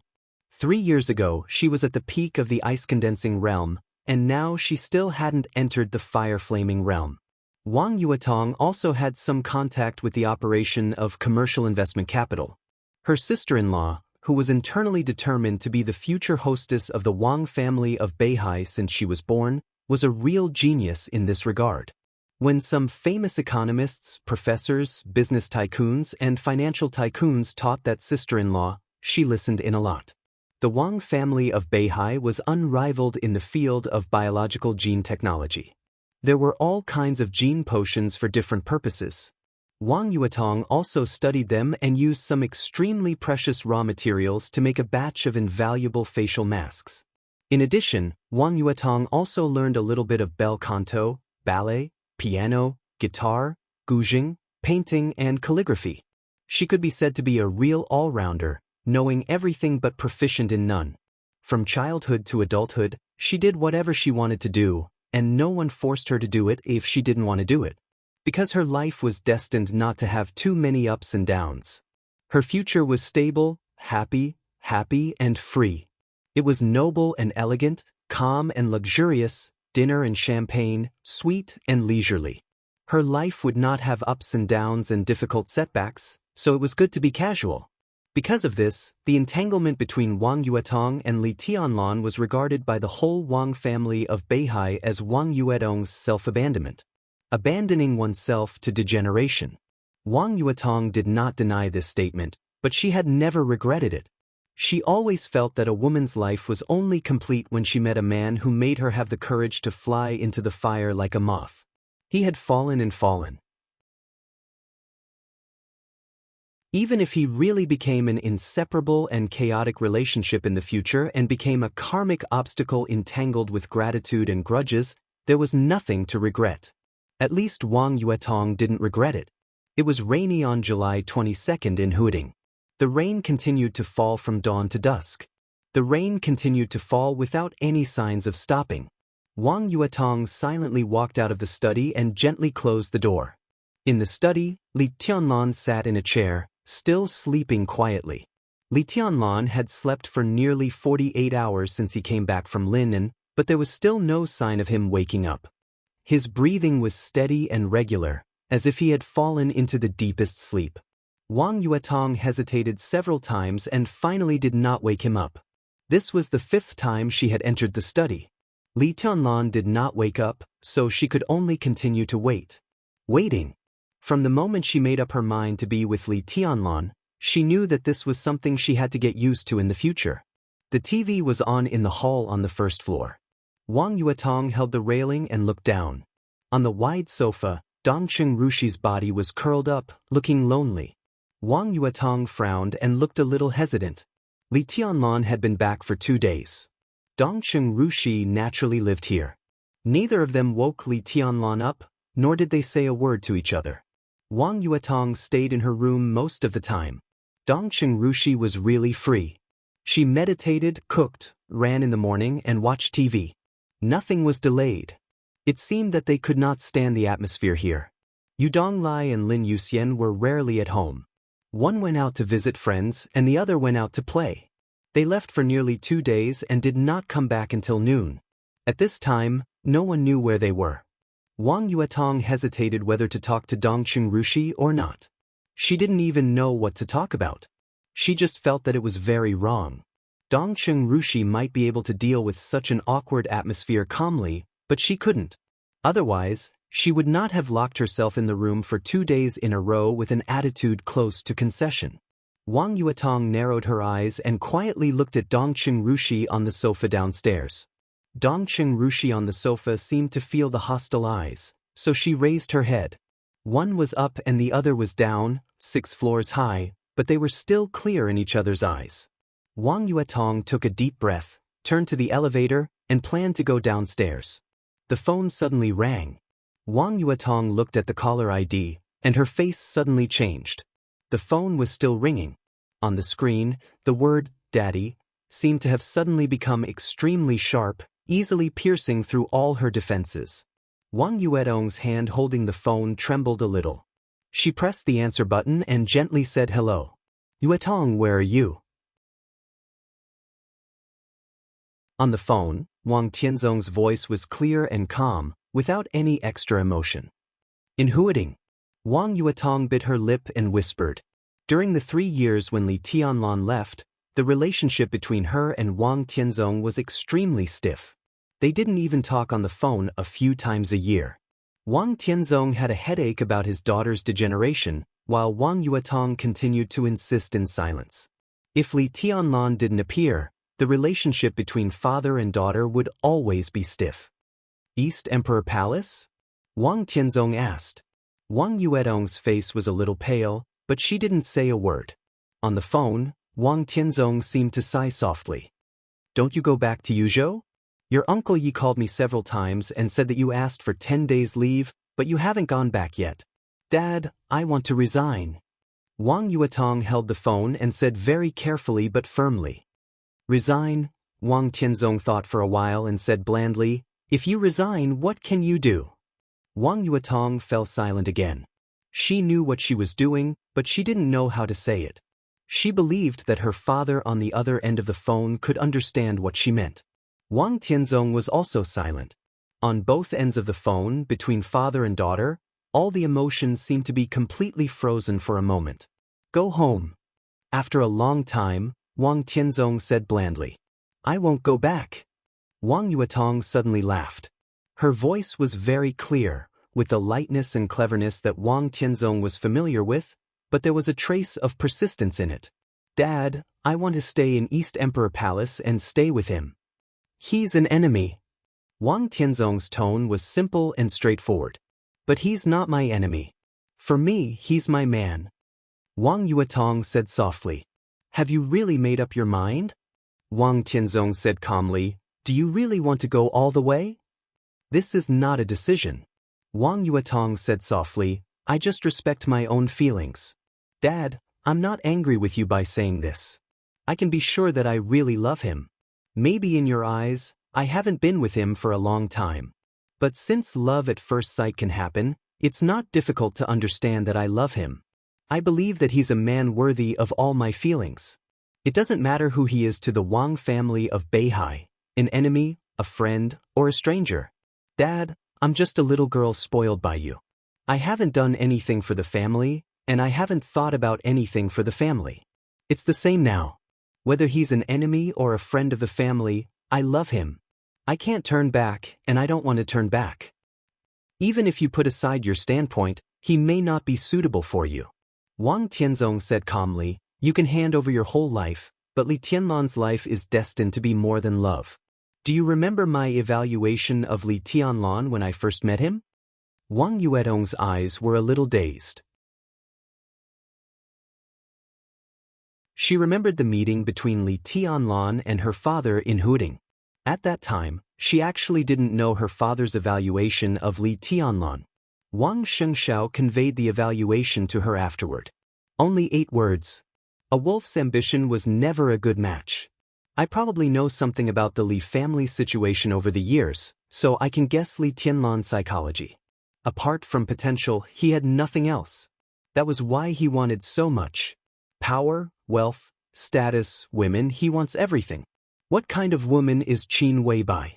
It's no exaggeration to say that if I were 10 years younger, even I would be tempted. Of course, I would just be tempted, and I wouldn't really do anything. No matter who gets such a woman, he should be satisfied. But Li Tianlan is not satisfied. He still wants Dongqing Rushi. I can be sure that he will have more than 3 or 5 women in the future. You may have a place in his heart, but you will never be the most important. You will always be just one of his many women. You love him, but does he love you? He may have real feelings for 1 or 2 women, but with Qin Weibai, you don't have a big chance. Let's make a bet. You take the phone to Li Tianlan now. As long as I hear Li Tianlan say sincerely that he loves my daughter, I will not oppose your relationship in the future. How about that?"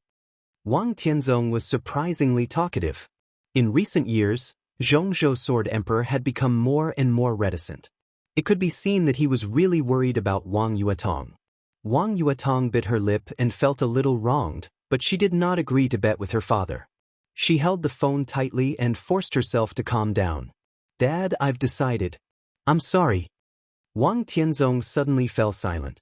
After a long time, when Wang Yuetong was about to hang up the phone, 3 words came from the phone. "Go home." Wang Tianzong said and hung up the phone directly. Wang Yuetong burst into tears in an instant. "Go home." Wang Tianzong said these 3 words twice. But the meaning was completely different. Wang Yuetong wiped her tears, and her eyes became firm again. She turned into the elevator and went downstairs. In the hall on the first floor, Dongqing Rushi was still sitting on the sofa, watching Tom and Jerry, which was very childish for adults. She held the remote control in her hand and smiled quietly. Yu Donglai and Lin Yu were sitting in a remote corner of the hall, playing chess. The moment Wang Yuetong came out, both of them focused on her at the same time. Wang Yuetong's eyes were slightly red, but she looked very calm. She didn't know until the moment Wang Tianzong hung up the phone. Just as she had just braced herself to answer her father's call. There were some things, no matter how reluctant she was, she had to face them. She took a deep breath, walked directly to Dongqing Rushi, reached out her hand, and said blandly, "Give it to me."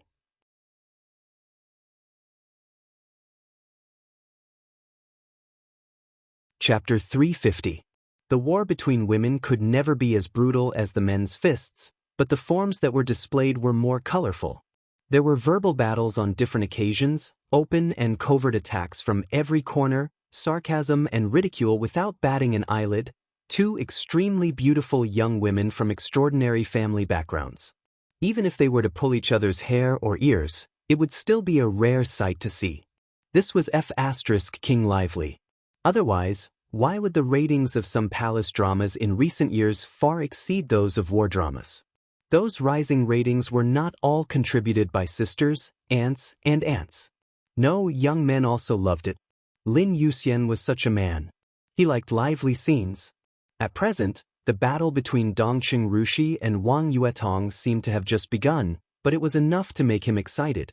He sat in the corner of the hall with Yu Donglai and was too lazy to play chess for a while. He looked around and found that there were no snacks around, so he casually lit a cigarette and looked at Dongqing Rushi and Wang Yuetong who were confronting each other. He gloated and muttered to himself, "No, no, no." Yu Donglai shook his head helplessly. The old man was old and had little interest in watching lively scenes. He had already wondered if he should go upstairs and take out Li Tianlon, who had slept for 2 days. The silent confrontation in front of the TV continued.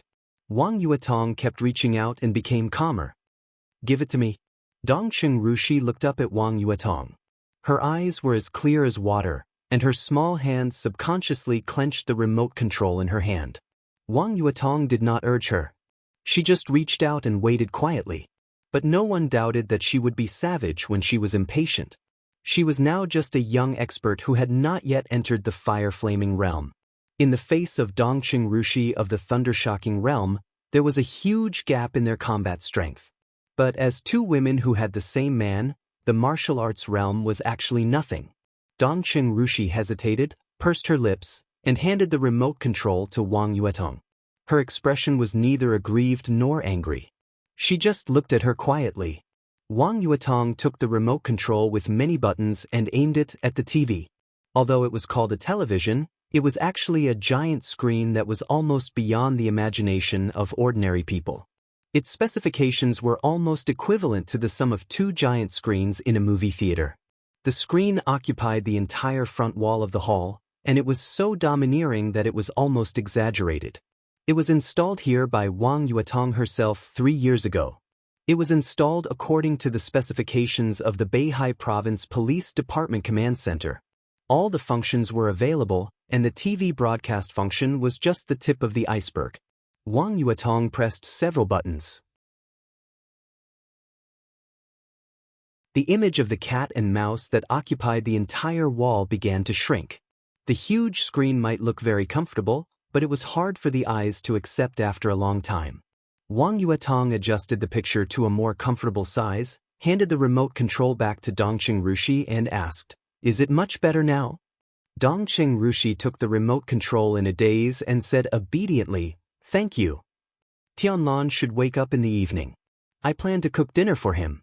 Let's go grocery shopping together." Wang Yuetong continued to speak in a lukewarm tone, without kindness or malice. "Sure." Dongqing Rushi sat on the sofa and seemed to instinctively make a defensive posture, wrapping her hands around her slender and straight legs. "I want Tianlon to accompany me tonight." Wang Yuetong looked down at Dongqing Rushi. Silence.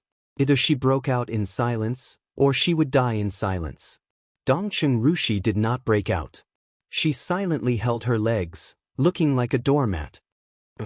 She said, lowering her head. Wang Yuetong's eyes flickered, and her tone softened unconsciously. "I heard that you and Tianlon were born on the same day, the same month, and the same year?" For Dongqing Rushi, this was something to be happy about.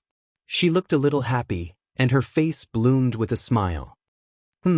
But Wang Yuetong did not make her happy for long. "Then I'm older than you. You have to call me sister from now on." Dongqing Rushi's happy little face froze, and she looked at Wang Yuetong quietly. "And I've slept with him. I'm the sister in every way."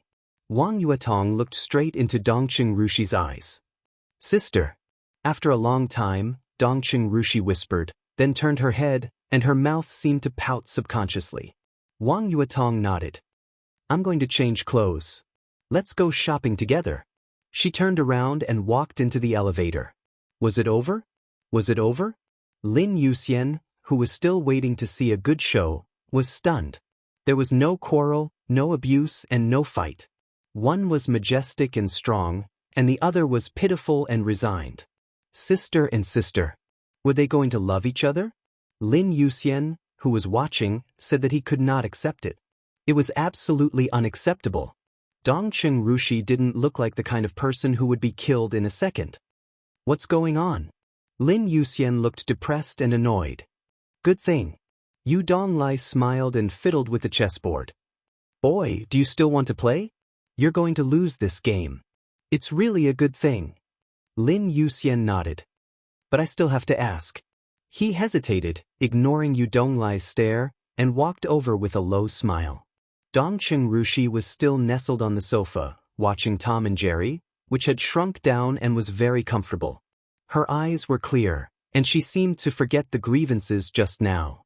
The corners of her mouth were slightly bent, as if she was smiling. Lin Yuxian came over and sat on the sofa on the other side. He looked at Dongqing Rushi and smiled bitterly. Well. He took the initiative to speak. Dongqing Rushi turned to look at him. I can't stand it. Lin Yuxian patted his thigh and felt bitter. She was indeed a bitch, and she was playing with fire here. Why do you call her sister? He meant it. Dongqing Rushi was Li Tianlan's fiancée, which was fully recognized by both families. However, Qin Weibai beat her to it. She had to call her sister. No one would feel ashamed if she lost to Qin Weibai. Now there was Wang Yuetong, and she was also a sister. How aggrieved she felt. She couldn't stand it. You don't like her?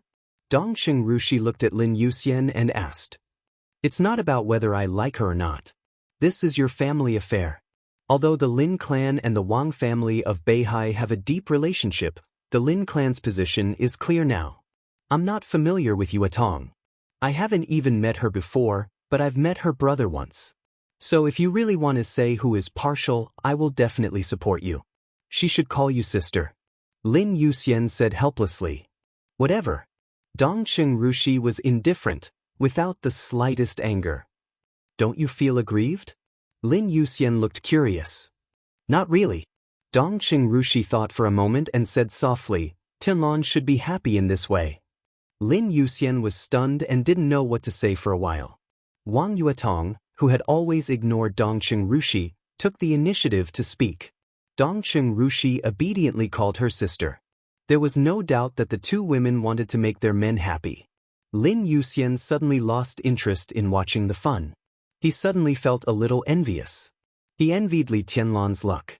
Dongqing Rushi sat cross-legged and straightened her body, holding a pillow. She stared at the screen in front of her seriously, but her eyes were not focused. She thought of a lot of things. She thought of Li Tianlan, whom she had heard since she was a child. Li Tianlan, who lived in the depths of her heart and could not be more perfect. Everyone was emphasizing the identity of the fiancé. Grandpa said that he was destined to be a great man in the future, like the current Wang Tianzong, or even like the amazing ancestor of the Wang family of Beihai. Her father said that the Dongqing clan owed him too much. In her memory, it seemed that only her mother had said something different. Her mother said that she would be Li Tianlan's wife in the future, so she owed him. She just hoped that when they were together in the future, she would not forget that the man who became her husband had borne a lot of things that she should have borne. Or responsibilities. The building of the army headquarters. When Dongqing Wudi, the standing minister of the army headquarters, slammed the documents in his hand on his desk, Lieutenant General Bai Qingzhao, the Deputy Secretary General of the army headquarters, was sitting opposite him and drinking tea with a smile. Bai Qingzhao was one of the backbone generals of the giant group, the eldest son of Bai Zhanfeng, the patriarch of the Bai family, Bai Qingxian's biological brother, and Dongqing Wudi's brother-in-law. He was originally the deputy commander of the Central Theater of Operations. 2 years ago, after Dongqing Wudi entered the army headquarters from the Border Control Corps, the giant group almost used all its resources to transfer Bai Qingzhao to the post of Deputy Secretary General of the Army Headquarters. The Deputy Commander of the Theater of Operations and the Deputy Secretary General of the Army Headquarters seemed to be similar. It could only be regarded as a small promotion, but the actual meaning was very different. The president of Zhongzhou State was also the minister of the army headquarters, but he rarely interfered with the daily work of the army headquarters. The daily work of the army headquarters was presided over by the standing minister. In the army headquarters, the role that could check and balance the standing minister was not the two deputy ministers, but the secretary general who did not have the rank of marshal. So 2 years ago, even though Qi Beitsong, the flag-bearer of the Special Warfare Group, retired from the position of standing minister, the Secretary General was still in office. The strength of the Special Warfare Group still did not suffer too much. Instead, it gained a lot of benefits out of thin air with Qi Beitsong's retirement. Dong Qingwudi controlled the army headquarters. After one term, he was bound to replace the Secretary General with his own people. This was the beginning of Dong Qingwudi establishing his authority in the army. Bai Qingzhao was the only candidate for the Secretary General. It could be said that he was one of Dong Qingwudi's most trustworthy people. What's wrong? Bai Qingzhao glanced at the documents that Dong Qingwudi threw on the table, picked them up casually, and said with a smile, "See for yourself." Dong Qingwudi gritted his teeth, and with a gloomy and angry expression, he shouted, "Shameless! A bunch of bastards!" Dong Qingwudi rarely completely lost his composure. Even in front of Bai Qingzhao, who could be absolutely trusted, it was a little out of line for him to behave like this. Bai Qingzhao raised his eyebrows and calmly glanced at the documents that Dong Qingwudi threw on the table. The documents were delivered by Dong Qingwudi's secretary a few minutes ago. At first, both sides didn't take it seriously. Who knew that Dong Qingwudi just glanced at them and directly exploded? Bai Qingzhao had no idea that something big would happen in the military that made Dong Qingwudi lose his composure like this. The document was very thin. Including the cover, there were only 4 or 5 pages. Bai Qingzhao glanced at the cover and subconsciously narrowed his eyes. On the cover was a pale golden city, built between 2 snow-capped peaks, majestic and heavy. This was the emblem of Kunlun City. In other words, this was a document from Kunlun City? Bai Qingzhao seemed to think of something and directly opened the document. He glanced at it in a hurry, and his expression suddenly changed. The contents of the document was not complicated, and it could even be said to be clear at a glance. It was about the maneuver of the Sky Academy and the Deep Sea Academy at the end of the month. Kunlun City officially approved the maneuver applications of the 2 academies. At the same time, it verified the maneuver rules of the 2 academies and the sequence of the maneuver. At the end of the document were the seals of Kunlun City, the president's office, and the cabinet. This showed that both the president and the prime minister had approved this document. "You've gone too far." Bai Qingzhao gritted his teeth and suppressed his anger in his tone. Dong Qingwudi calmed down instead.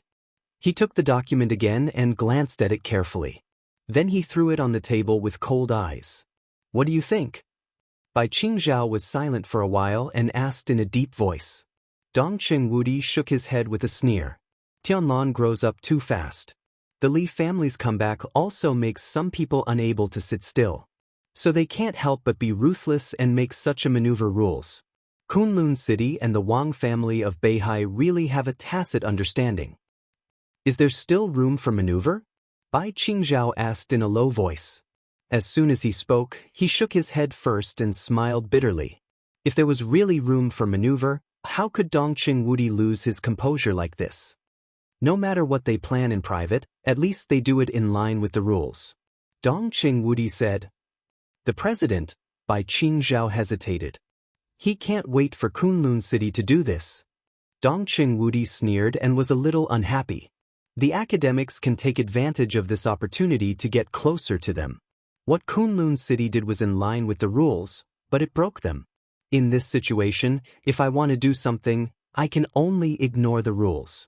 The giant group is not powerful enough, so it must ask for help from the academics. This kind of thing can only be good for the academics. Besides, they didn't do it, so we don't hate them. The academics will push the boat with the current. Of course, the president will agree. Bai Qingzhao was silent. "What are you going to do?" After a long time, he asked slowly, "Do I have a choice?" Dongqing Wudi said calmly. In this situation, I can only take one step at a time. Kunlun City broke the rules, so I can only be lawless for once. Otherwise, what can I do? He glanced at Bai Qingzhao and smiled bitterly. If he really did nothing this time, then the Bai family and the Dongqing clan might really break up completely. Fortunately, we're not completely unprepared. Wan Tian has gone to the Eastern Theater of Operations. Isn't this what we're guarding against Kunlun City? Dongqing Wudi said softly. In this case, the Border Control Corps really can't be saved. Bai Qingzhao frowned. There's always a deal. Dongqing Wudi took a deep breath and gritted his teeth. Then he calmly picked up his mobile phone and dialed a number. The phone was quickly connected, and a low voice sounded on the other end of the line. Zun, this is Dongqing Wudi. How's the scenery in Tiannan? Dongqing Wudi laughed. He didn't call Wang Wanian, the current commander of the Eastern Theater of Operations, but Ning Ziyuan, the former commander. The Dongqing clan had prepared for all of this long before the Yuzhou conference began. Ning Ziyuan was transferred to Tiannan. Wang Wanian was transferred to the Eastern Theater of Operations. It was all part of the preparation. So now Dongqing Wudi was angry, but he didn't panic. The so-called game, no matter how complicated it was nothing more than dealing with every move. You're tuning in to the Dreamy Chapters YouTube channel. We're so grateful for your support, and don't forget to subscribe to join us on this incredible journey through captivating stories. Your generosity through donations truly makes a world of difference, as it's the primary source of revenue that allows me to expand and enhance this channel for you. Thank you from the bottom of my heart for being a part of this adventure.